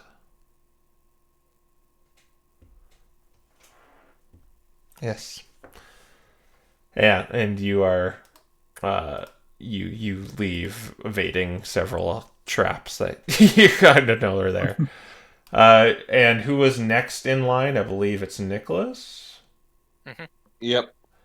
All right, and you go back to Soulshade's class for the second time, and again he's letting everyone in. Everyone's hurrying in before he's just gonna lock the door on everyone. And once everyone is in line, everyone is at their desk, he says, "Well, no one has passed my test yet with their contraptions or their fortresses, so let's take a break from that. Today, we're going to turn our studies to both a legend, but cautionary figure, an abjuration sorcerer lord." And then he begins writing on the board with a chalk with mage hand, and he spells out Rakshasa. Rakshasa was, by every credible account, a once-in-a-lifetime monoborn, one whose natural talent in the school of abjuration was so profound that is said she could nullify spells before they were even woven into existence via the weave. Rakshasa proved that anything could be stopped. An inferno mid-ignition, a lightning bolt before it struck, a disease halted before its first cough. Everything. Yet Rakshasa's ambition went further than the battlefield. She sought to conquer the most inevitable, undisputable foe of all. Do you know what that is, anyone? Nicholas thinks for a moment. He says, "Death itself." He points at you. Death itself. And not through undeath or crude necromancy that another professor partakes in. No, she theorized that death was simply another effect, another spell of the universe. If spells could be countered, why not mortality? Now, as you are all aware, during the purging of the Sorcerer Lords, when the Edicts of Malediction were first drawn and enforced, Rakshasa vanished. Not slain, not captured, simply gone. Records diverge from there. Some believe she foresaw her own downfall and created a perfect null space, or a ward so complete it erased her from reality, and others just claim she simply perished, trying to halt her own death. That death was just a phenomenon that was just too chaotic too powerful for even her. Regardless of her techniques, those few we can reconstruct from the bedrock of modern counterspelling and warding and defensive abjurations. So, in today's practice, we will attempt to trace the first principles of Rakshasa's art, intercepting arcane effects before impact and warding against ambient dangers not fully realized, and anticipating hostile magic not yet formed. And you will fail, of course, but in failing you will learn. Even Rakshasa, the shield that could not fall, may have found a limit she could not overcome. And if the impossible was in her grasp, we must make modest attempts, let's just say. So I will have you studying basic principles of abjuration, as he begins handing out some textbooks, and he has you reading some pages on kind of the principles of abjuration magic. And Okay. I'll let you kind of go about that, but if there's anything you want to do in between classes or after class, now's the time to say. Yeah, Nick plans on asking Professor Soulshade to have asking to meet with Professor Soulshade after class. Yeah.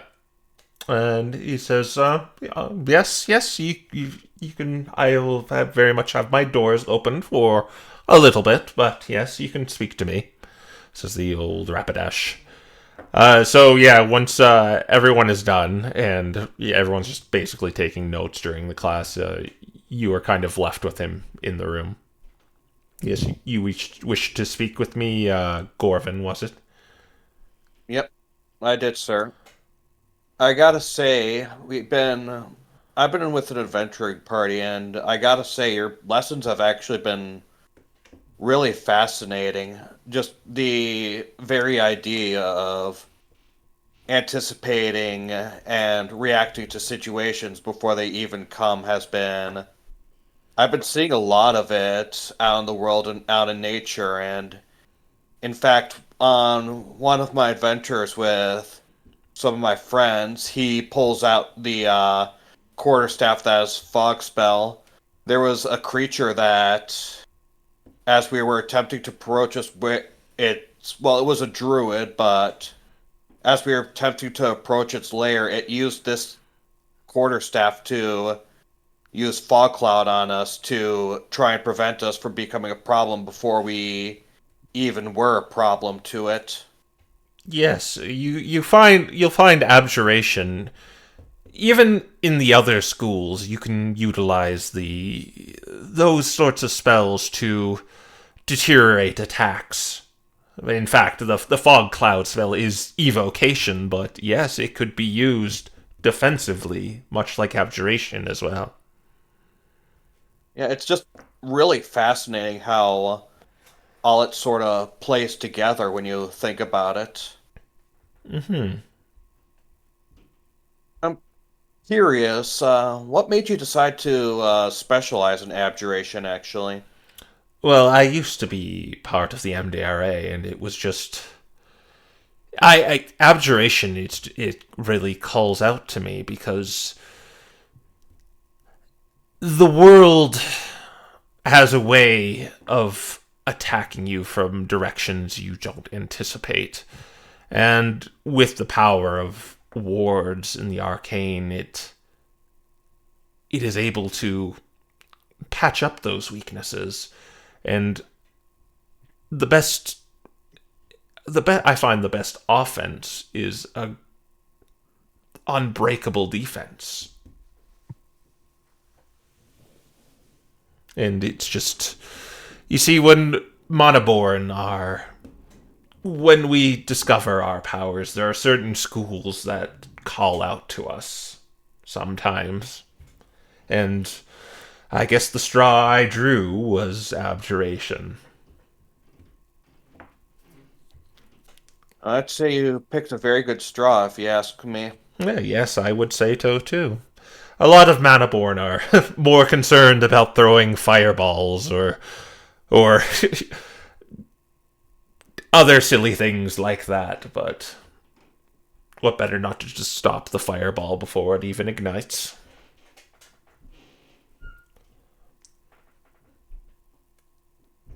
Yeah. you don't have to deal with the fireball at all, then why worry about it? Yeah, that is the point.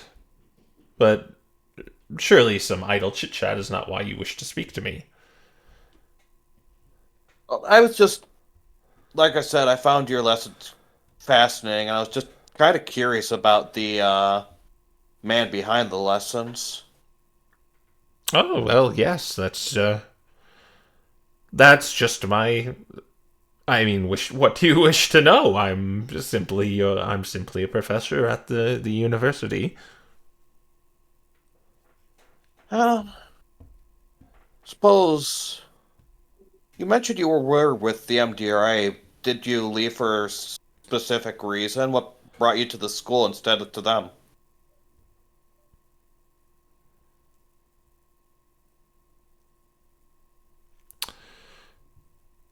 He he very much pauses during that. I did not see eye to eye with them. I'll let you do an insight check. Uh, I hate it when I have to make whiz checks. And before Nat 20. He probably has something in this.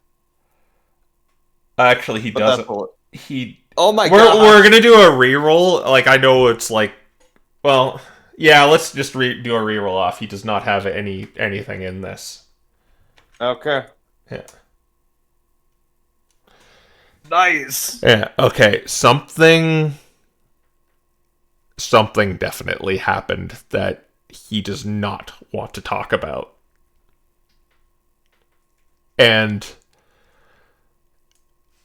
it's like you can sense it in his eyes. It's either something on the fault of him, or he was doing something that he shouldn't have been.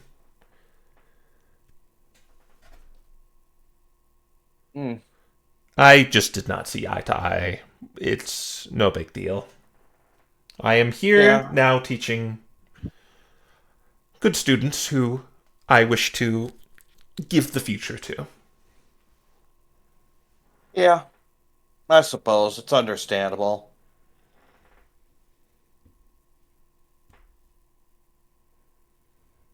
Let me think.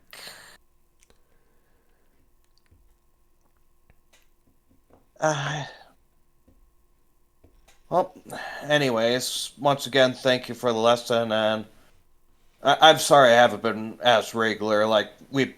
I've been so busy that there's so much to learn, but I hope to visit your classes a bit more. Yes, I know. Some other students do some freelance work for the Expedition Society, and I know how it is. They rather go to the call of adventure rather than sitting inside of a classroom. But I think it would do you well to sit in more of my classes. Yeah, there's a lot I want to learn from you. Well, I hope to see you again then. Yep, I hope to see you too. All right, and he gives a slight wave before Nick leaves. all right, and yeah, you leave the classroom. In the macabre necromancy school with It's Shift S, right? yes, Control shift. Control Shift S. You see the black feathered Professor Corvus Squire walk in. Malcolm. She notices the new face, and she says very gently, there's various skeletons kind of just standing around in the classroom too. She says, "Today we talk about endings and what they leave behind. Those for you that were here for my class on the talismans, well, we'll be somewhat shifting what we are learning about today. Many believe death is the enemy of life. that it is cold severance of meaning, the final erasure of identity. And I believe otherwise. Death is not the absence of life. It is life transformed. Energy does not vanish. It moves. The breath leaves the lungs, but the warmth remains.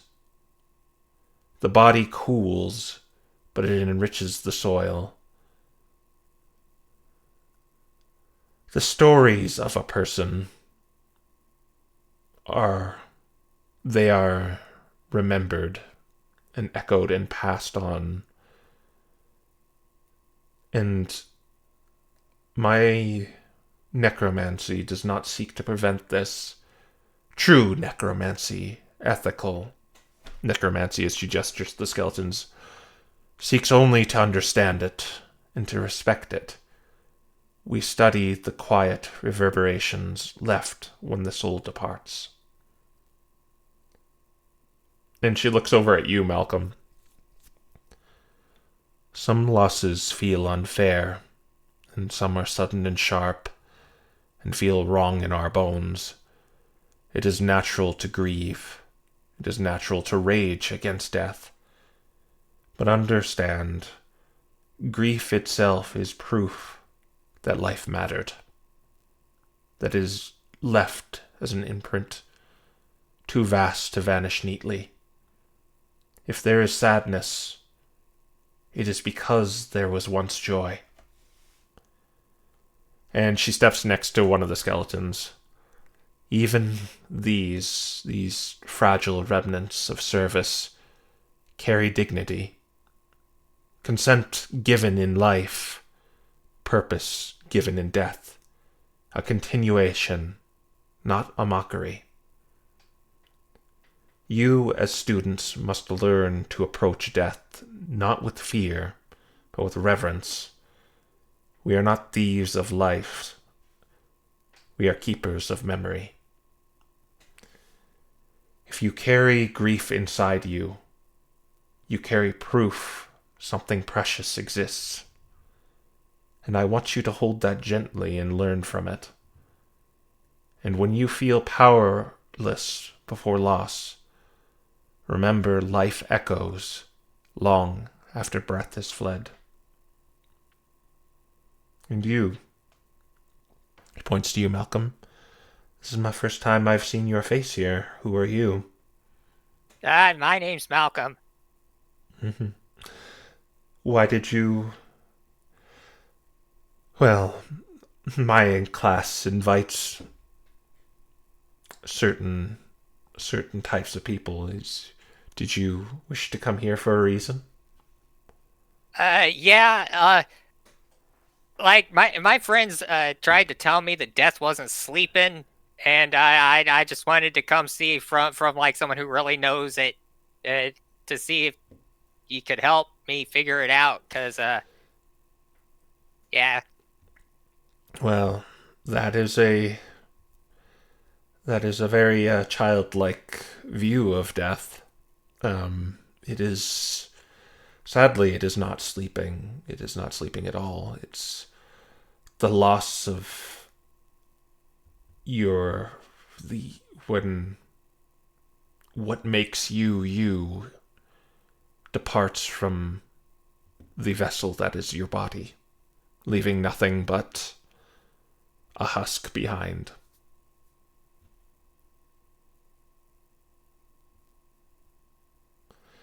Malcolm's face is all scrunched up and he looks like he's thinking really hard. And unlike sleeping, it is not a light switch that can be turned on and off. It is your essence, your soul passing on to something somewhere that no one really understands, because death is the end. Just as think of it as where you were before you were born. There's no answer to it. Where was your consciousness before the moments you came out of the womb?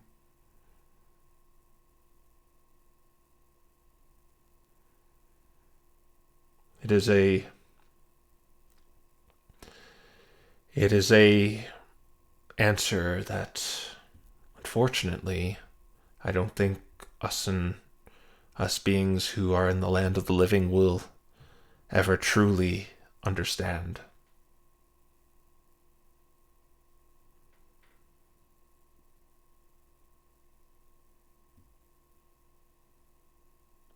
She kind of looks if you're satisfied with the answer. There are gears turning in his head. There's probably, if this were a cartoon, there'd be smoke coming out of his ears. Is this something you wish to ponder on? Yeah, Yes. I'll get it eventually. It's just gonna take a while, I think, maybe. Well, the thing about it is that even I don't know. It is something I think about, but unfortunately there's no one to affirm my theories or suspicions. It's just perhaps that's where faith comes from.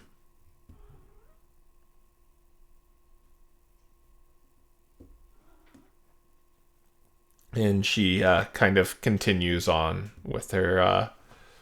Kind of, this class is about kind of almost. It's like kind of a theory exercise of what people think happens to memories once someone dies. Okay. Yeah, and yeah, the class kind of goes like that unless you want to interject anything or I don't talk to her. think so now. Okay. Then finally,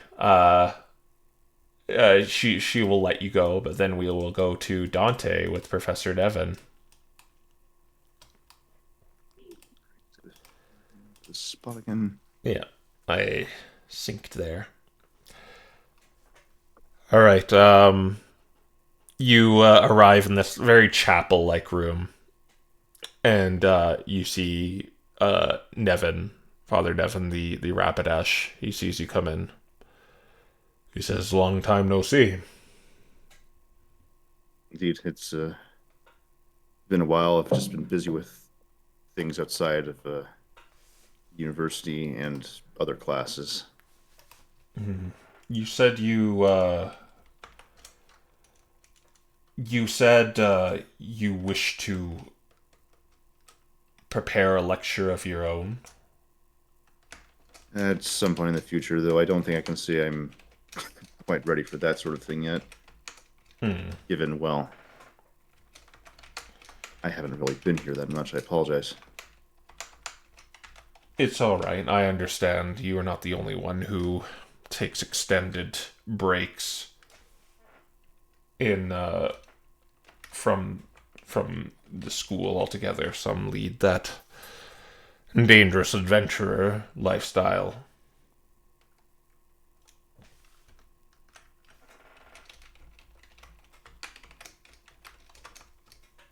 It's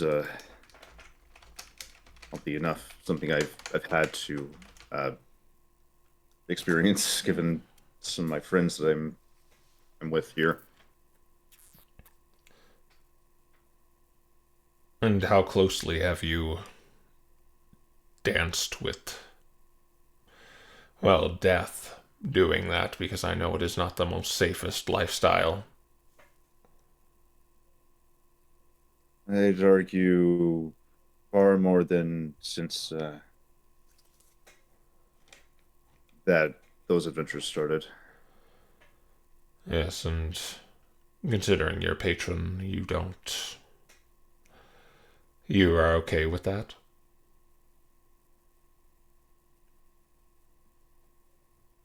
It's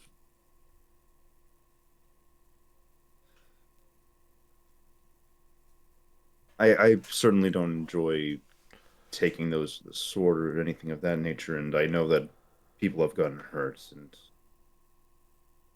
well, I guess the question is if I'm okay with that, and I think if something of that nature were to happen, it would be unfortunate.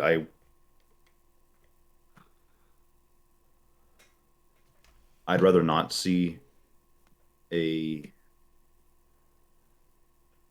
potentially avoidable death, but if it happened, then it happened.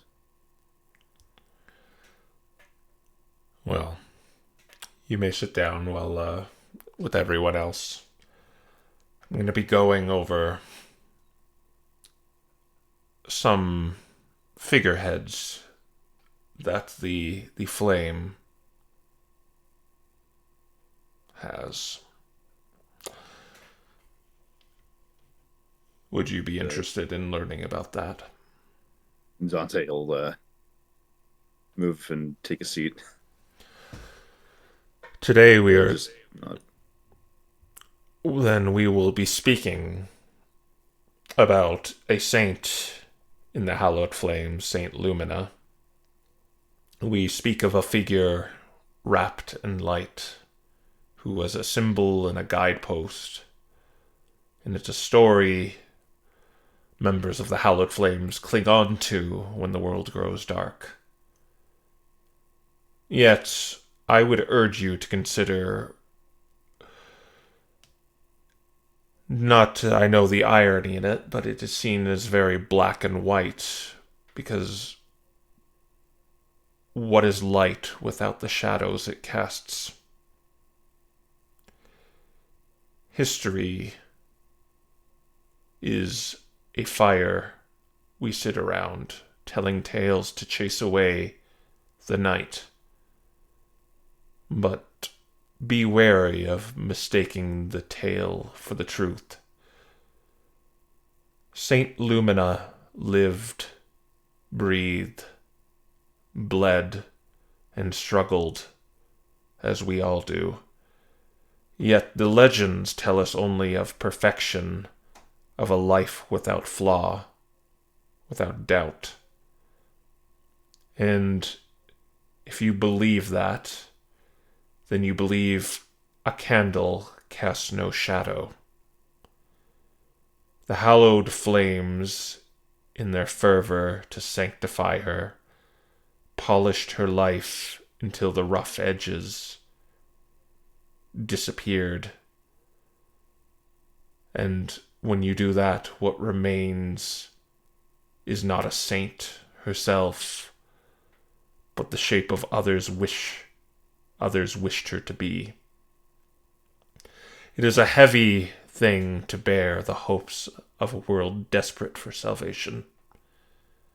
The world is quick to raise heroes on a pedestal, and even quicker to hammer them into myths. So when you pray, remember, the flame we cherish burns in truth, not in perfection. Let not the fire blind you. It was never meant to. Lumina showed the world the courage to walk forward through suffering, not the fantasy of living without it. If you can understand that, then perhaps you're closer to the sacred than all the gilded cathedrals of the hallowed flames combined.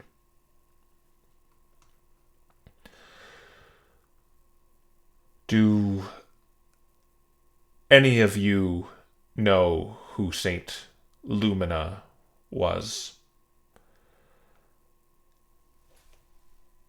A student raises his hand. She was someone who was said to cleanse people's ailments and with a single touch, and rejected any gold or admiration in return. That is correct. But it is taught by the hallowed flames, the lords of pride, those drunk on gold and cruelty, feared her. They feared the fire that would reveal their sins to all the world. And so in their cowardice, they conspired with dark sorcerers and blasphemers. And thus the War of the 18 Kingdoms began, not by the hand of Saint Lumina, but the trembling fear of the unfaithful. This also led to the purging of the Monoborn during the Sorcerer Lord's reign.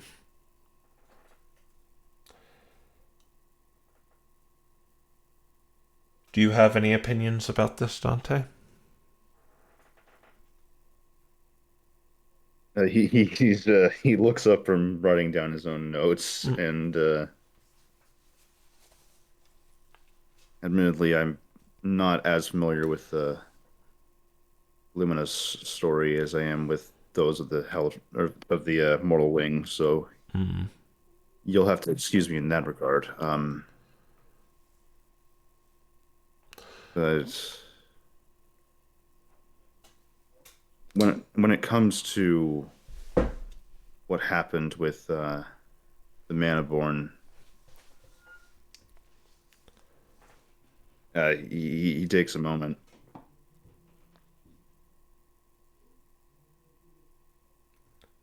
And just sort of taps his pen against the notes he's got.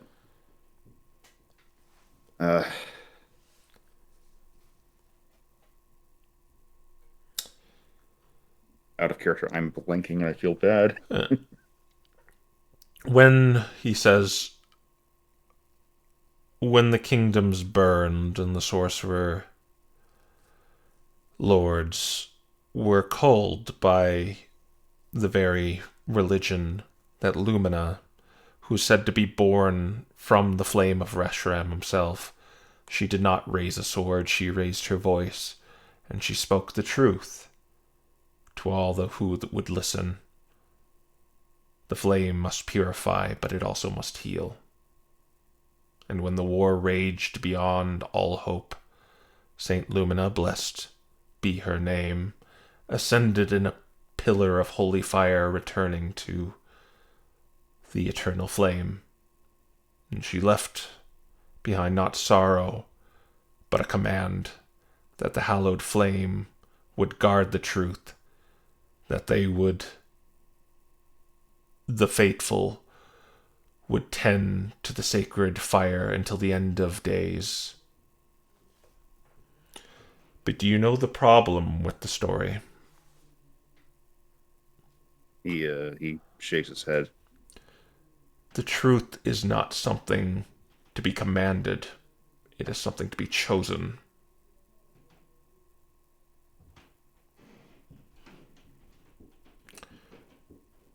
And through that story I just told you, the truth is commanded.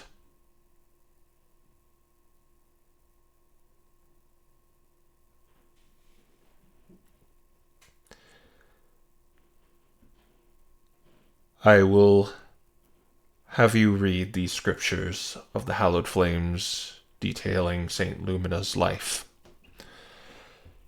I will have a test on it later in the class. And, you're basically handed what, basically like Bibles of the hallowed flame. And, the certain passages about this saint. Unless you want me to go in more detail about this person, I will just kind of say you read that and do a test. Yeah. After mostly it's coming down to the fact that Nevin's saying that the person in the story and person actual are very easily confused. Yes. That's like that's like the whole point of this. You could, and basically you're kind of one of the few that kind of sees through that. Some people think he was just like preaching scripture, but right, because you said that, you kind of got the hidden meaning in there. Yeah. Is there anything you wish to say to him after class? Afterwards, I'm really considering whether I should ask him about this or not.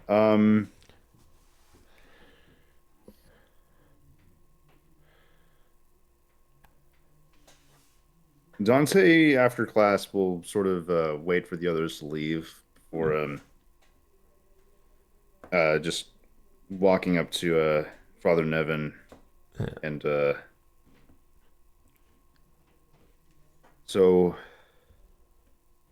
this is going to be a bit off topic, but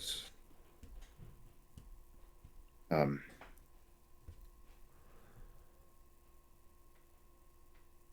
I don't know if you've heard of. I imagine most professors have heard about the story that's going on involving a certain missing book from the library. Yes, that I know you and your friends were involved in that, and I petitioned for that book to simply be destroyed. And now no one knows where it is.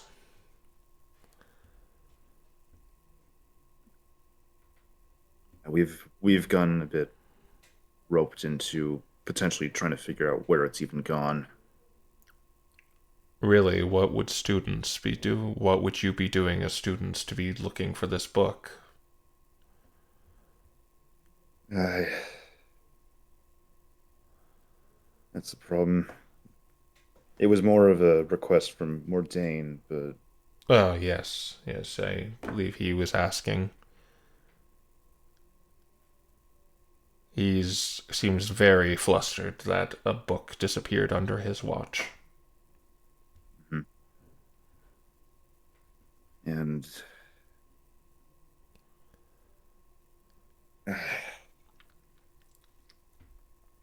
just given the circumstances, it's question. I don't think it's really so much a question if a student got their hands on it or what happened, but Well, Monoborn is the only one who could have used those pages from and that that foul book. and that leads to something that I think is a observation I don't know if you'll even appreciate because, well, given I've also been taking other classes, a admittedly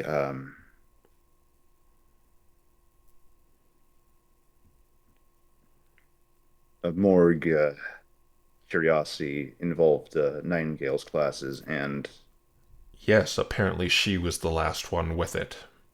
that's the thing. I don't think it's her.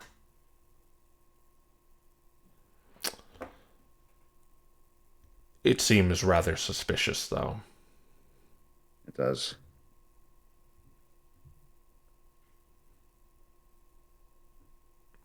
She's the Just only one. No, she's not the only one, but she's the most likely to have any fascination with anything in that tome.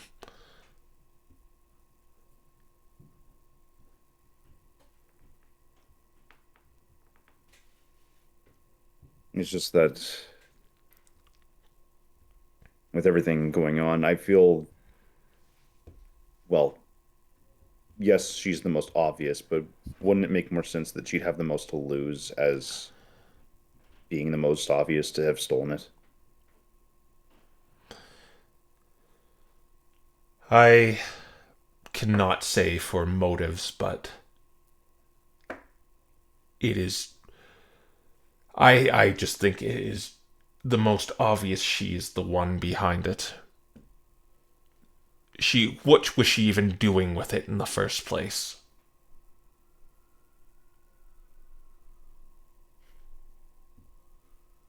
Admittedly, that I can't say. I don't know.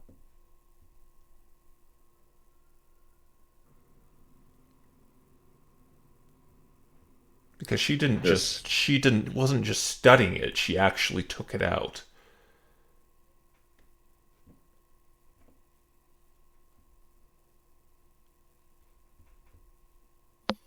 yes, it does mean that well, she was the last one seen with it, but I don't know. It's as much as I detest it, her reasonings don't seem as malicious.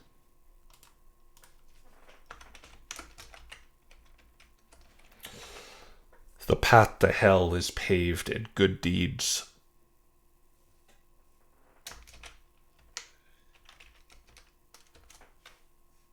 are paved with good intentions. And I know what she spins. But nothing good can come from those things wandering around our school that she's getting by with a loophole. As I've said before, I still don't understand it.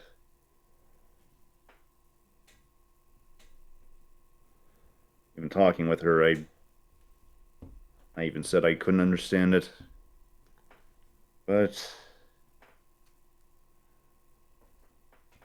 I don't know.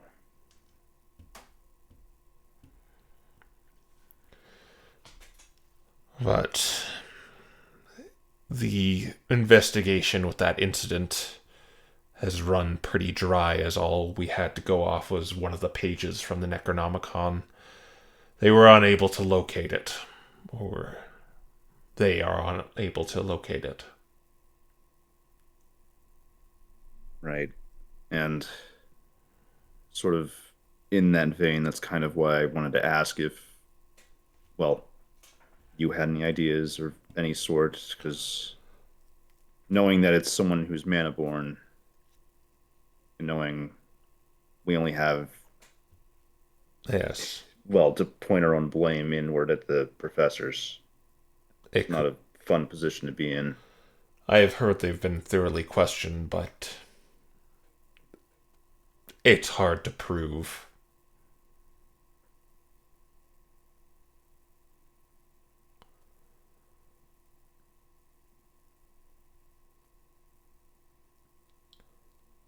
It's just I don't like the idea of potentially ending up having to snoop in places we shouldn't be in. Yes, I would wish this would be done with more care. But as negligent, the hallowed flames often use the edicts as a shield to justify their actions.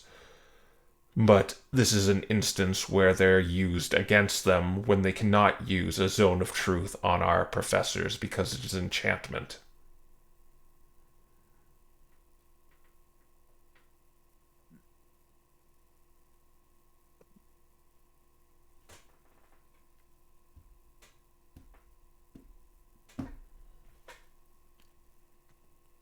Admittedly, it does end up falling under a sort of coercion, but Yes. it would be the easiest way to get an answer out of someone. Unfortunately, It's unfortunate. they can invoke the edicts to forgo that, and all three of them don't wish to be. I know how Manaborn are, and even if they are not part of the MDRA, they do not wish to divulge anything, even clearing their own names. Because with that miracle zone of truth, they can be sucker punched with other questions, and silence speaks louder than words sometimes if they refuse to answer anything in there.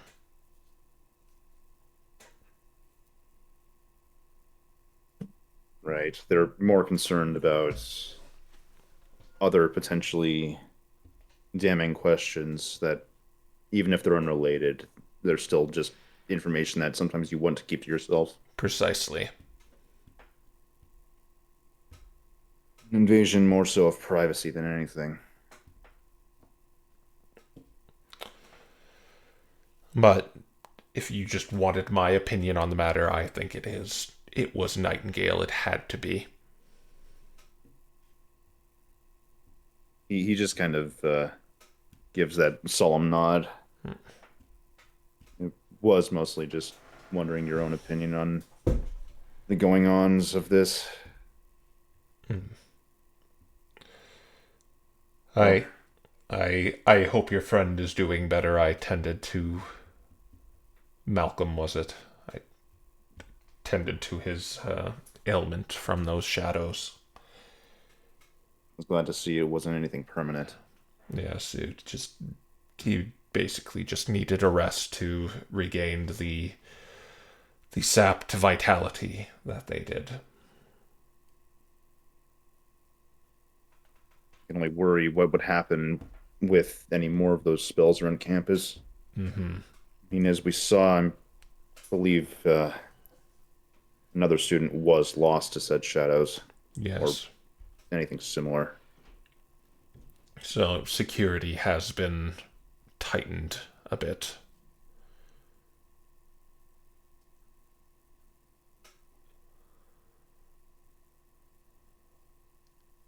I do apologize to end on such a downer of a note. Just trying to figure out any additional leads, anything of that nature. Yes, well, if you are looking for the Necronomicon, I hope you do find it, and I would tell you to not tell anyone and just burn the damn thing. But it is an artifact and it would not burn, but I would wish you find a way to destroy it, but... Well... Well, considering, unfortunately, that I think we'd only get more in trouble because now we'd have a question of, well, where has it been hidden? Have we potentially thrown it or kept it for ourselves? Yes, so I think it would be best to return it to Mordain for that reason. And he just kind of nods again. Yeah. I will...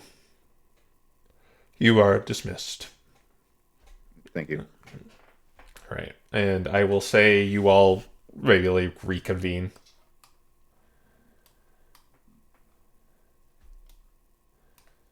All right. Time for Malcolm and Ericalis word powwow while I go downstairs and lose a lot of money to erupting earth. Okay. Oh.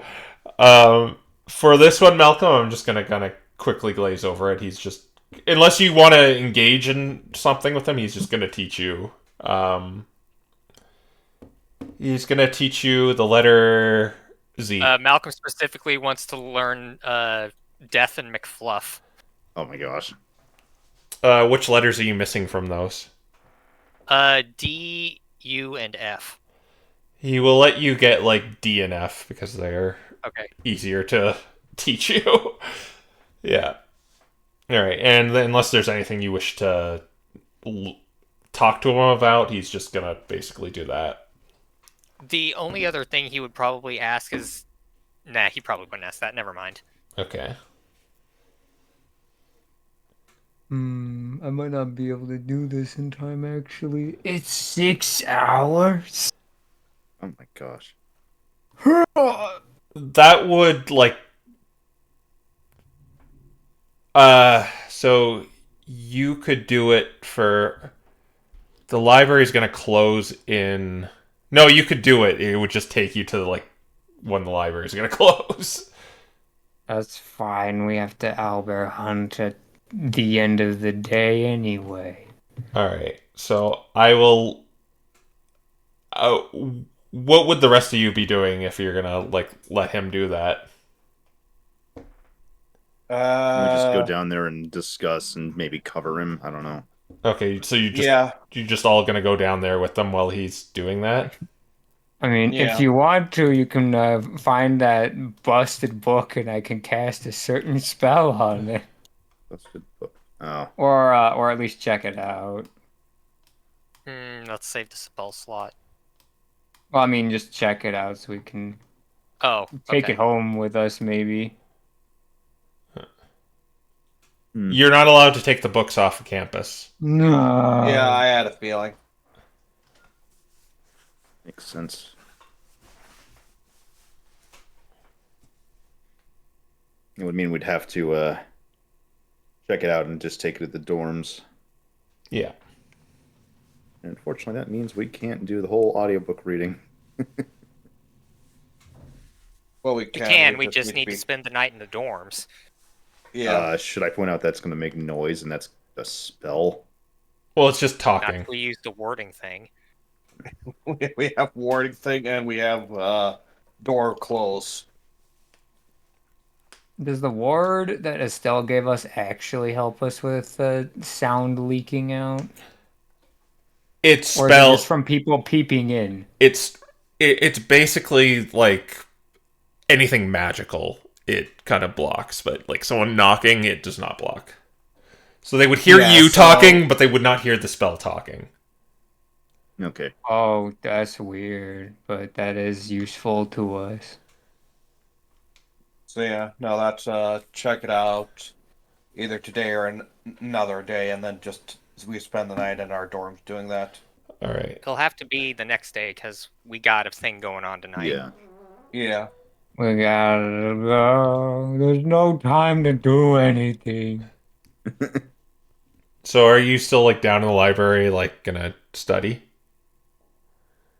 Yeah, there's a second problem with this plan, guys. I need a short Yeah. rest to prepare this thing. Oh gosh. Well, I mean, Well, Wait, what do you mean you need a short rest to prepare it? Because I can add it to my spell book, but I can't prepare it immediately. Right. well, you put in your spell book, you take a short rest, and then we leave. It's going to be even later then. I mean, we anticipated this would be late. The so- library closes at curfew, though, doesn't it? It closes Yes. a little before curfew.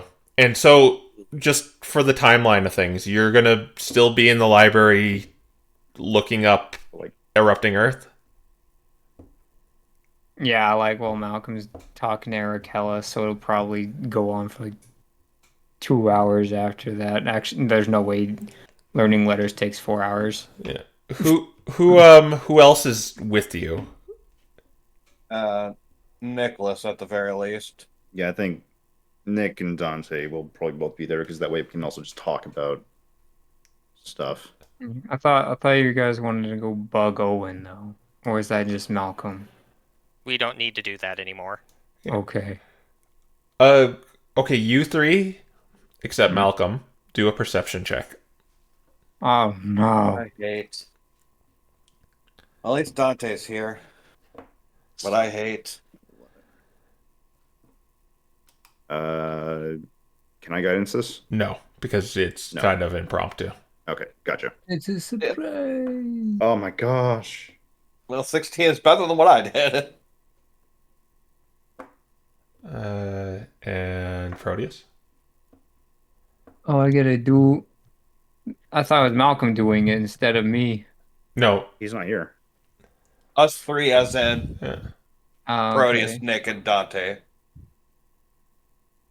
Okay. Well, let's see what the dice. Let me roll. No. I did better than Nick. Okay, so only Dante notices you're just kind of sitting there watching like Malcolm read this like book about like the Earth being terraformed. Proteus. There are servitor skeletons like sweeping just around the library, and you see one just almost very machine like just drop its broom, and it begins going down the stairs. Oh. Is there Macross It doesn't there? It doesn't react. Yeah, it is. It just walks past it. Okay. Guys, he's gonna just quickly send off a message to the other two. One of the skeletons just went downstairs.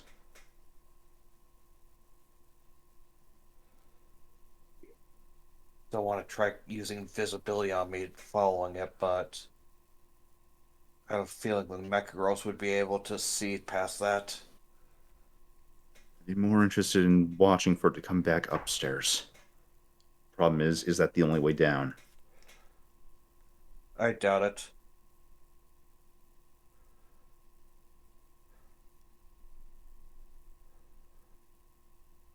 Hmm.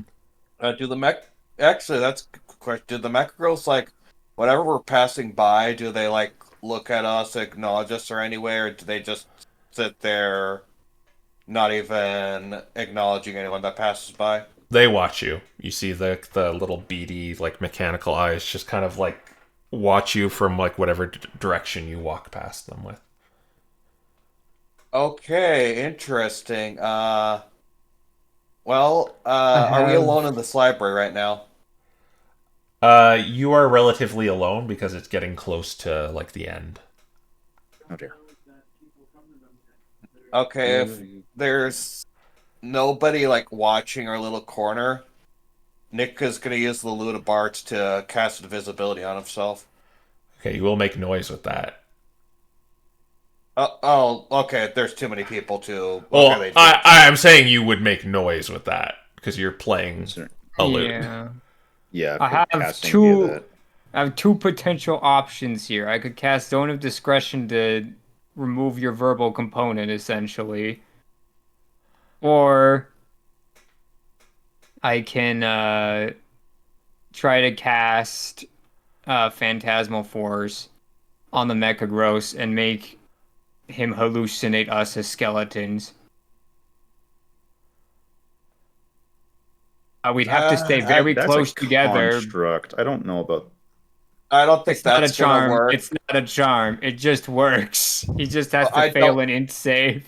I I don't don't like that. think the point of this is just to see if the Mecha Girls would be able to see whether Nick is invisible or not, and potentially go on through that. But since we're fighting an owlbear tonight, I don't want to waste spell slots on what is essentially just going to be, can they see that Nick is doing this or not? Okay, so So are, I are you gonna play the lute or are you like no. masking If that? if if if people are going to hear, then no. Well, there's no one in the like. It appears like there's no one in the There's no library, one. but The Mecha Gross would hear you. all I'm saying is like you're gonna be making a noise. Oh shoot! Whoever's already down there might hear.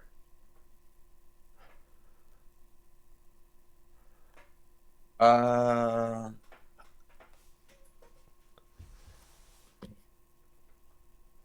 uh, Nick is gonna say, "Dante, take a quick look around. I'm gonna try something." Yep. Zonse will get up and start looking around to see if anyone else is in the library. Yeah, you don't see anyone else in the library. You see a few more servitor skeletons that are just kind of doing their job, like they're sweeping. But there's just kind of like the discarded broom, and one just like it just kind of just dropped it, and then it just started like marching downstairs. But Okay. it doesn't seem like there's anyone else in here.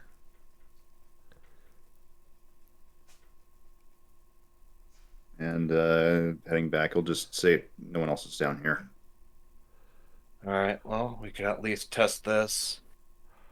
Yeah, Nick is gonna play his lute to see if he can to turn invisible. All right, you do a strum of the lute, and you just fade out. All right, and while still invisible, Nick is gonna walk over in the Mechagross's line of sight and see if they could see him or not. It doesn't appear to be looking at you.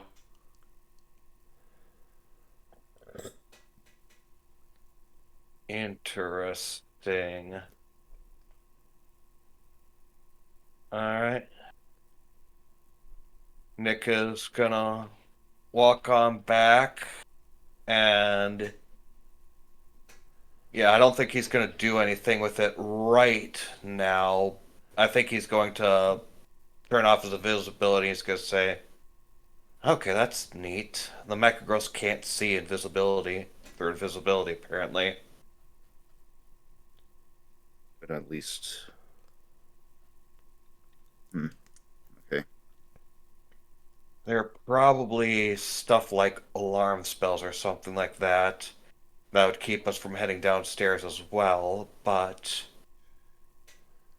I wish we could just if there ask Mordain about going down there. it's restricted. We already know that. I know, it's just... And I doubt one of the servant skeletons will be enough to make him agree to let us go down. You sure about that? I mean, I mean, there's if already you want to concerns go about the ask, Necron... There's if you already want to go, concerns about the Necronomicon, and if it's been stolen, then skeletons moving about is probably worth telling him.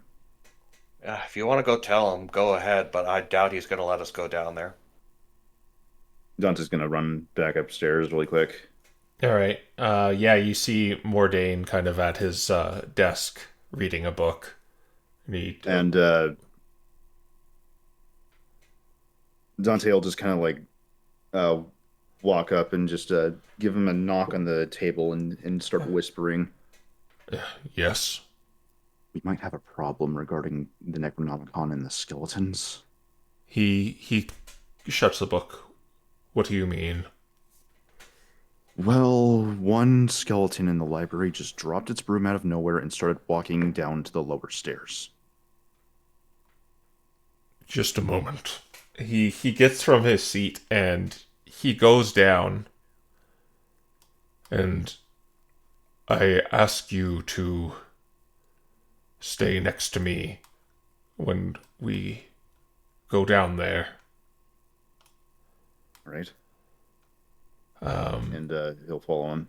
Yeah, he only takes he's only gonna take Dante with him. As he I'll just do this because I don't have a portal there. As he brings you down here, Dante. Do you need me to copy the token or up? Right there. Okay. The map for that one is still invisible. Oh, yeah. Boop. And so actually, you would be right here. And the Mecha Ghost just kind of let me go by since I'm following him. yeah. And he begins sweeping the area with you. You can move about wherever you want. He's kind of like looking around for it. But you just see these books lined with these very ancient and just important looking gold binded tomes. Some have like a chain around them. I do not see it. Dante's very much not going to touch anything. Hopefully it hasn't already gone down anywhere, but it might. I haven't seen it come back up yet. So, he's gonna start, assuming that Mordain lets him, he's gonna start looking deeper into the library, but he's very obviously not trying to touch any of the books. Yeah, he's kind of following you too and looking in his own, like looking around the corner, the bookshelves, and you sweep around every corner and you don't seem to see any skeletons down here. Are you sure you saw it? Absolutely. The room was still there even. They are routinely supposed to clean down here, but that is very rare cases. And he sort of walks down the hall more until, assuming there's the staircase there. Does that go even deeper, or is that... It goes up. Oh.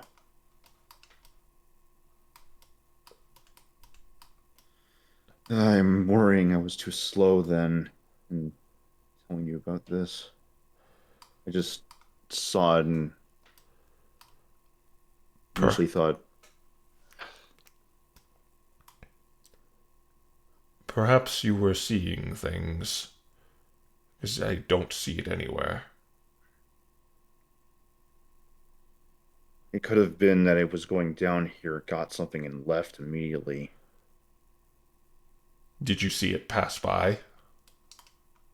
I didn't see it go back upstairs. I only just saw it just stop what it's doing, drop its broom, and walk down here. Because all that those set of stairs lead to is just a storage room.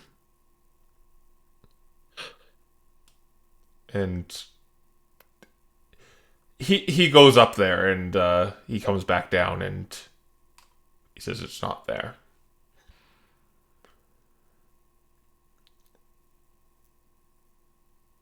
He just taps his chin and looks genuinely confused. I know I didn't just simply see it. I watched it and everything.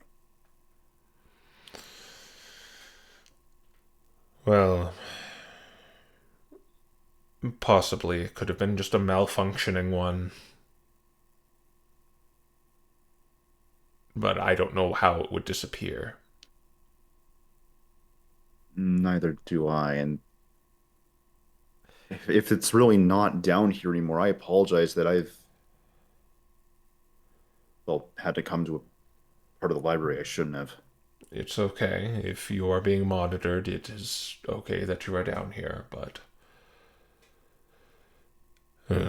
perhaps I will talk to Nightingale about this again if one of the skeletons is malfunctioning.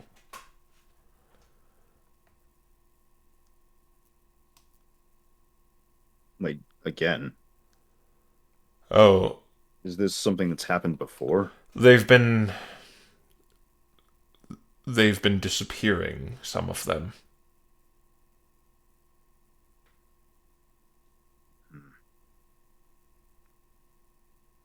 And some accounts say they just walked off campus.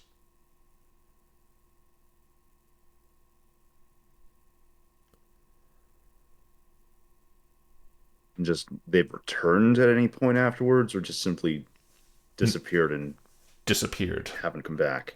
They have not come back. Obviously, this was not a priority, as they are just servitor skeletons. They just do menial chores.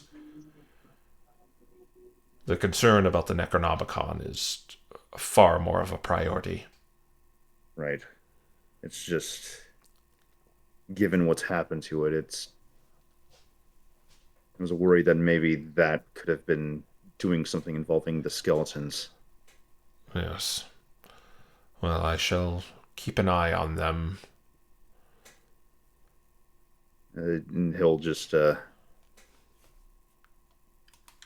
start heading back, assuming that Mordain also does. Yeah, he comes back with you, and he kind of taps the steel defender to impose itself between the staircase and Yep. and he starts going back upstairs. All right. And at that point, Dante's going to return to the other two. Yeah. Well, that's not a good sign. You didn't see nothing? No, that's the thing. And you didn't see the skeleton come back upstairs? You guys did Nope. not. No, he did not. Okay, so either he's lying to me about there being a storage room in the back, or the skeleton's outright disappeared. I could believe the possibility of it being a lie, but It's just that it went downstairs, it's disappeared, and a sweep of the whole, well, second basement just, it's not there.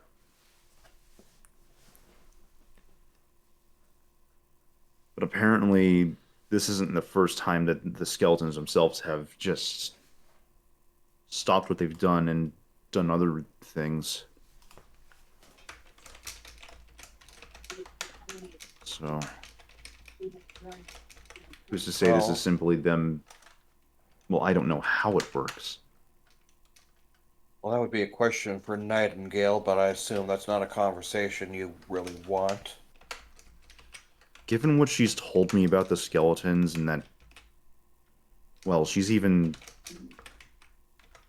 It's an interesting one. I'd be curious to know what she's actually going to respond to that, because she seems to, in a way, care for the skeletons. Well, you could see if she's around right now, but otherwise you'll probably have to ask tomorrow. Given we're already having to worry about campus curfew, I don't know if she'll even be available right now, but I could try. You may as well. Yeah, I guess Dante's gonna go ahead and he'll raise up the little talisman and just say Nightingale.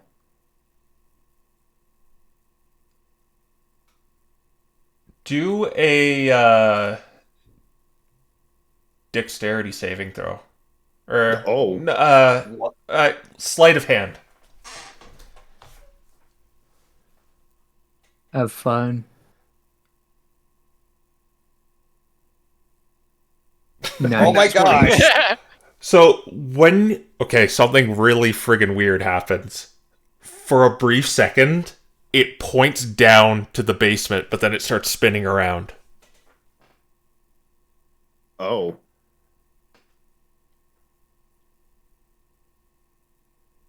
Well, like, just for that, like, split second, it starts just, like, pointing downwards. And for enough for you to, like, register it, but then it starts just spinning around in circles. Wait, why?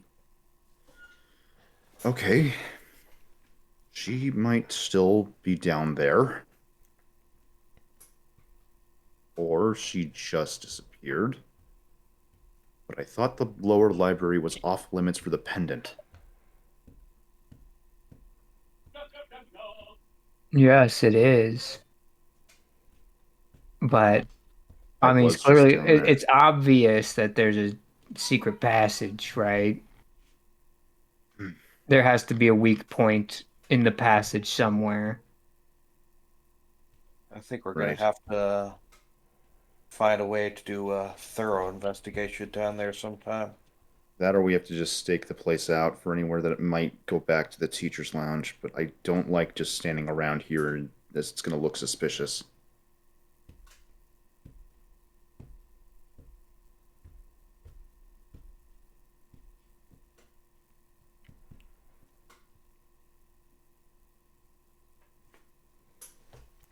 I don't like the idea of just asking Mordan again. That's going to lead to more questions. I wouldn't. At this point in time, I think we've washed our options, but I think one of two things we could do tomorrow. First thing is, after class, use that pendant to keep a constant watch on Professor Nightingale. See if she ever decides to suddenly head down again. And second, I think I'm going to start using my invisibility trick and see what I can find. I think it's fair to say there might not be any actual alarm spells down there since, well, just getting past the servitors, we just walked down after he sort of gave the Mechagros an okay.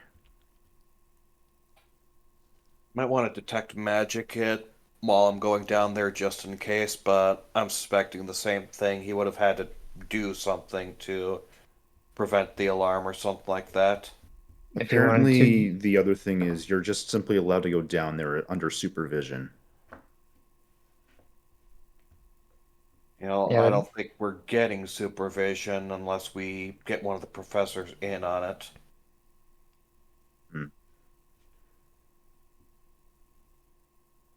As it sounds, all the professors know we're kind of, well, at least they know that there's a group looking into it.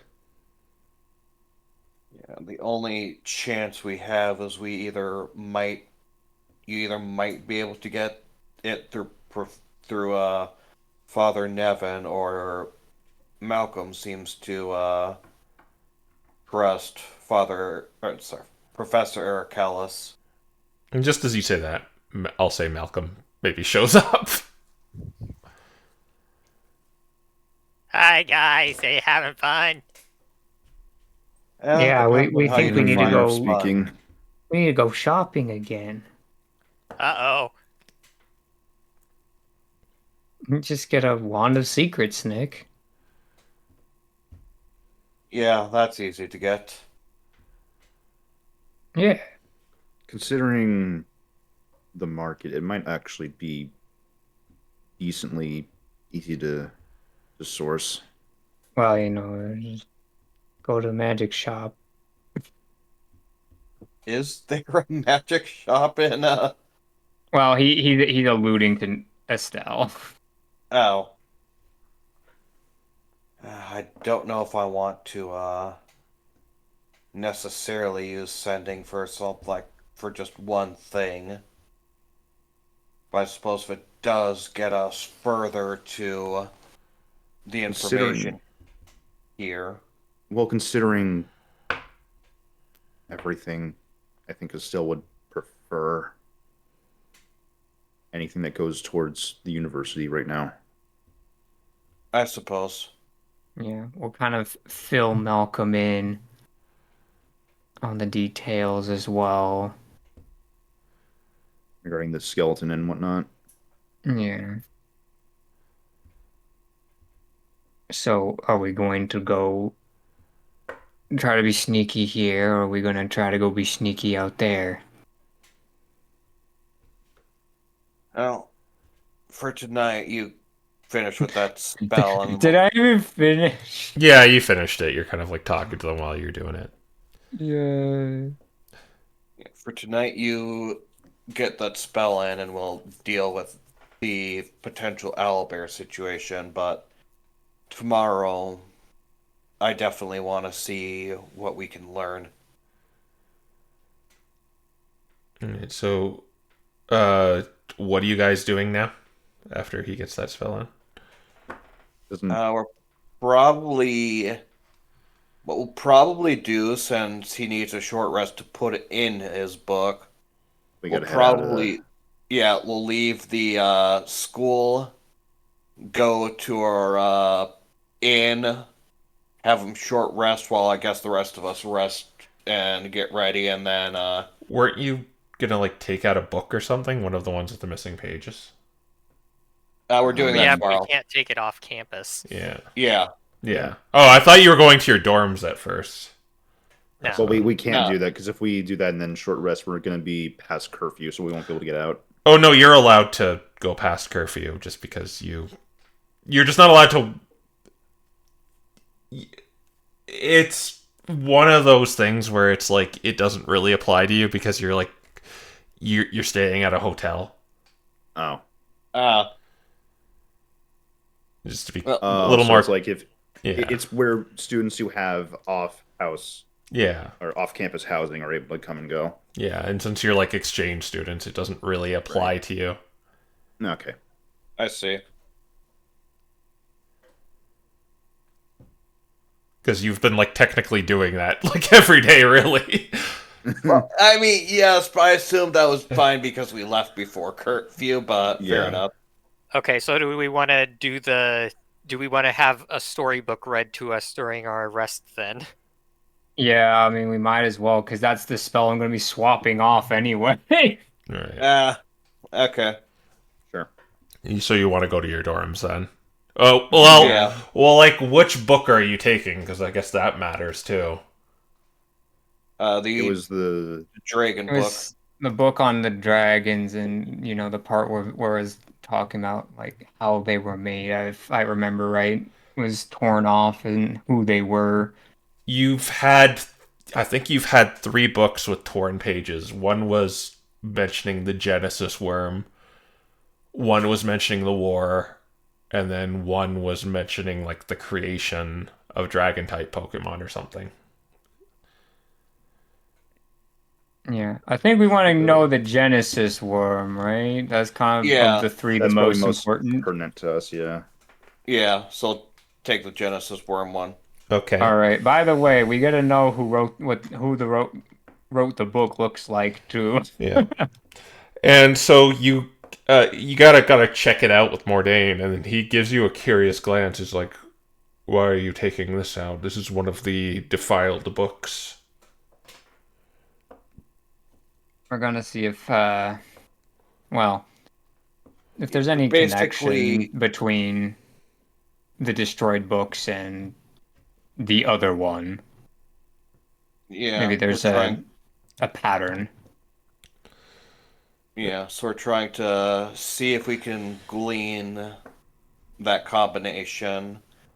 See if we can glean why this book was destroyed and if it has any connection with the book that was taken. You can do a deception, Nick. Okay. At advantage because Proteus is talking too. Yeah, I was like, I would hope so. I have deception too. So. Or like, okay, so both of you could do it, or one of you could do it with advantage. Yeah, I'm just gonna give him advantage. Okay, yeah. I was like, I have the proficiency, so hopefully that means I can help. 28. Yay! Very well, but I believe you've already perused its contents. I don't know what else you would get from it until those pages Right. are located. We're just double checking to make sure we didn't miss anything. Very well. Yeah, it's a shot in the dark, we admit, but you know. And he kind of writes your name down and hands it to you. Don't leave All the right. campus with it, Yeah, we know. because we will know.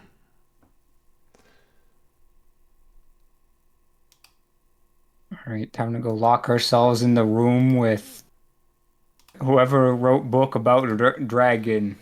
All right, so you're going to your dorm rooms. Yep. Ooh.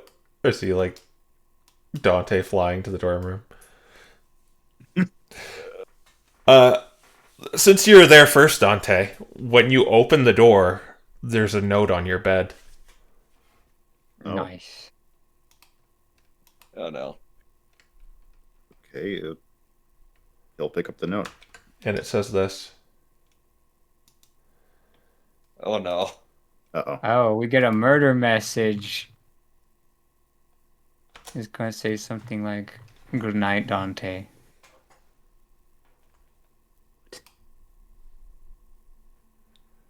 And then you see like Dante holding this note. Well, we don't need to do that at all, sucker. Here we go. At least we assume. That's I'm alone. not the point, I think, Proteus. And for anyone who might be watching, it says, "I know where the missing pages are. Meet at the docks on Saturday night. Come alone." This smells like a trap, but that being said, I think it's a trap we need to walk into. Like, People come on, sure it's like sometimes. making us do stuff at night, don't they? Night is the best time to hatch plots. Especially when less the odd. rest of especially when the rest of the city is quiet. Oh, Arcane Recovery lets me get a second level spell slot back, doesn't it? Mm-hmm. Think so, Nice. Saturday night. Optimal. yeah. Well, we know what we're doing Saturday. I don't think, like I said, this isn't about the what's in the pages. We'll learn that now. I think this will either A, this is going to be an obvious trap, but we, knowing it's a trap, we disarm it and then take one of the people and start interrogating it, or B, we're going to get some actual genuine information.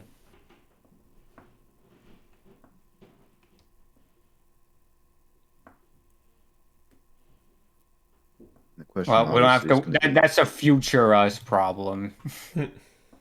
Yeah, we'll discuss it more once we get closer to Saturday, but I believe we should pursue this. I think the bigger concern to be worrying about is who would be aware of, well, us asking. I mean, guess we did do it in. Well, we'll learn that fairly soon. Read me a story. Yep, Proteus, if you would begin. Yeah. Oh, Arcane Recovery lets me recover the 3rd level slot I just used even better. Okay. Yes. So how do you want me to do this? Do you want me to read it aloud, or do you want me to? How do you want me to do this? I mean, I guess we Did could do Malcolm like stutter? yeah. Oh my gosh! I would say post it and like read along. How I long guess. is this? Okay, it's a little lengthy, but I'll break it up into segments, I guess. Gosh. Oh boy. Yeah. So this is about the Genesis worm, right? Correct. Yeah. Okay. At the dawn of, there's a kind of like a very elderly, gray-scaled Haxorus reading it. Looks like a scholar. At the dawn of existence, before recorded time, 2 primordial forces shaped the world. Bahamut, the platinum dragon of ever-changing flame, and the progenitor, a being of pure divine design and order. Together they created the cosmos. Bahamut embodied transformation, free will, and the raw, adaptive beauty of life, while the progenitor represented law, destiny, and predetermined harmony. For a time, their cooperation yielded a miraculous balance, the foundations of reality itself. In time, the world grew populated with sentient beings, mortals, and other entities capable of thought and choice. But free will led to conflict. Mortals warred, sorcerers sought divine power, and imbalance spread across the world. The progenitor, horrified by the chaos, concluded that mortal freedom was a flaw. It sought to impose singular fate, one preordained path for all existence, no deviations, no uncertainty. Bahamut, in contrast, believed that struggle, error, and diversity were vital to growth. In opposition to the progenitor's rigid order, Bahamut made the devastating choice to purge the world and begin anew, preserving freedom by erasing the corrupted fruits of creation. This act triggered the schism, a cosmic war of principle and power. Next page.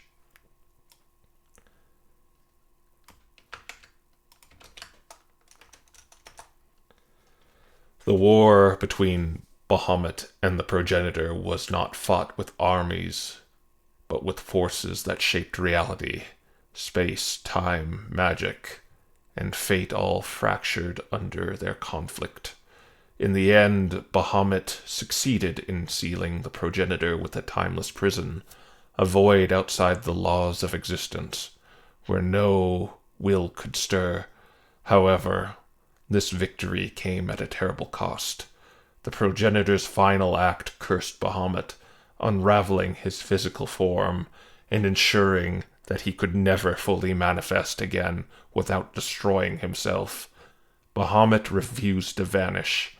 Instead, he fragmented his divine essence into 5 powerful avatars, each representing a different aspect of his being. The gold worm, memory and wisdom; the silver worm, empathy and understanding; the bronze worm, protection and justice; the copper worm, inspiration and joy; and the mercury worm, adaptability and change. These 5 became the great worms, destined to reincarnate endlessly across time. They would not reign as gods, but act as hidden custodians, guides to mortals in times of imbalance. Their duty was not to control, but to ensure the world retained its potential for freedom and growth. It is said if the great worms ever find perfect harmony and unite in purpose, they can reform Bahamut once more. However, the cost is final. The process consumes their current incarnations completely. Bahamut may only return only briefly before vanishing again, leaving the world to continue without him. This sacrifice was a necessary consequence for Bahamut's defiance. The progenitor's curse ensured that the flame of free will would always carry a price. And yeah, that's basically it. It basically goes on to say that few remember Bahamut more than just a myth, and the great worms have faded into myth themselves.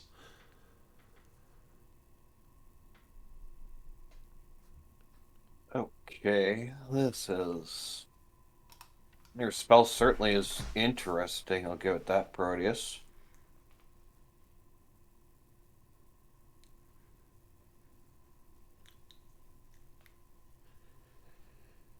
So, if we assume this is all fact, first off, the question of why this was hidden is very,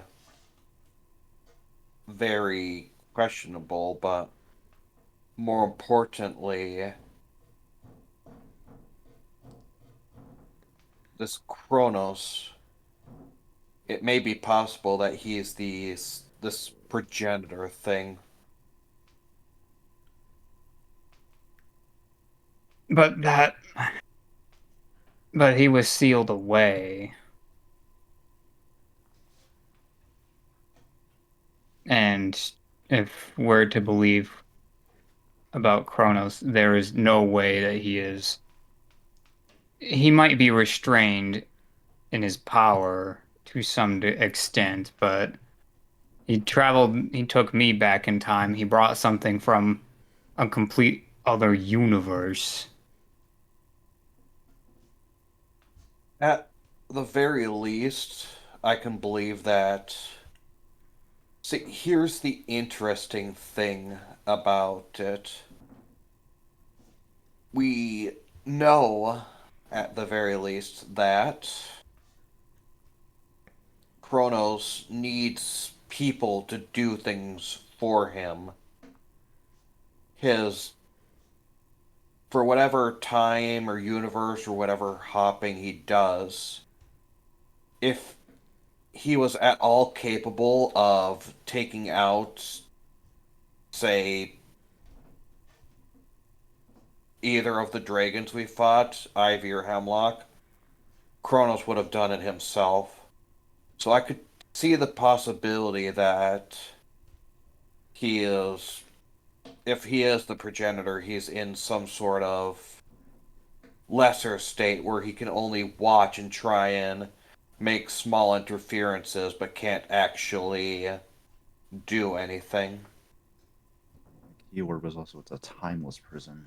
Wait, are the dragons of our time different from these incarnations? I wouldn't Is the know green. Did he lead others to kill the other dragons because he's trying to kill Bahamut? that's a possibility, though I wouldn't know for sure. Gold, silver, bronze, copper, mercury. I wouldn't But know they if also reincarnate endlessly, apparently. Yeah, one of those reincarnations was green. And what would killing and reincarnating again solve? If I'm understanding. I mean, I'm not sure, but there is a possibility that, of course, this is all assuming that Kronos is this progenitor. We don't know. But maybe the idea is if they're killed and reincarnated enough, they'll eventually reach that perfect harmony and unity thing that can reform Bahamut, only for him to be gone. So if the progenitor ever breaks free fully, it will have nothing to stop it.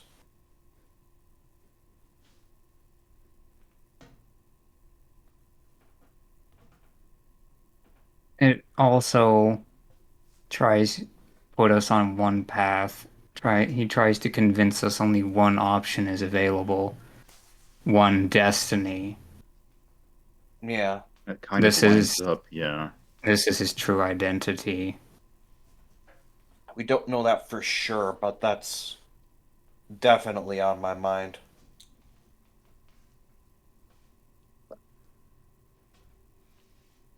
In which case, I think we're doing things right by trying to prevent his destiny as much as possible. No matter what, Ivy stands in the way between him and his goal. That is certain now. Yeah. We don't know how or why or what's going on there, but I think this gives us all the more reason to make sure that Ivy remains.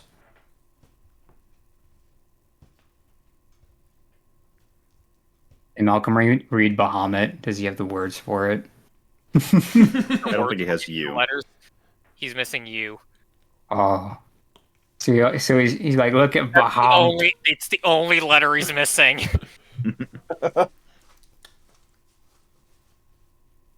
Why you ask? Mostly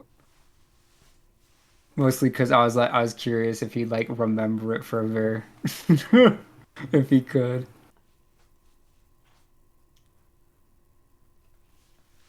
Oh wait, never mind. It's not written. This was a man speaking it out loud. Yeah. Mm-hmm.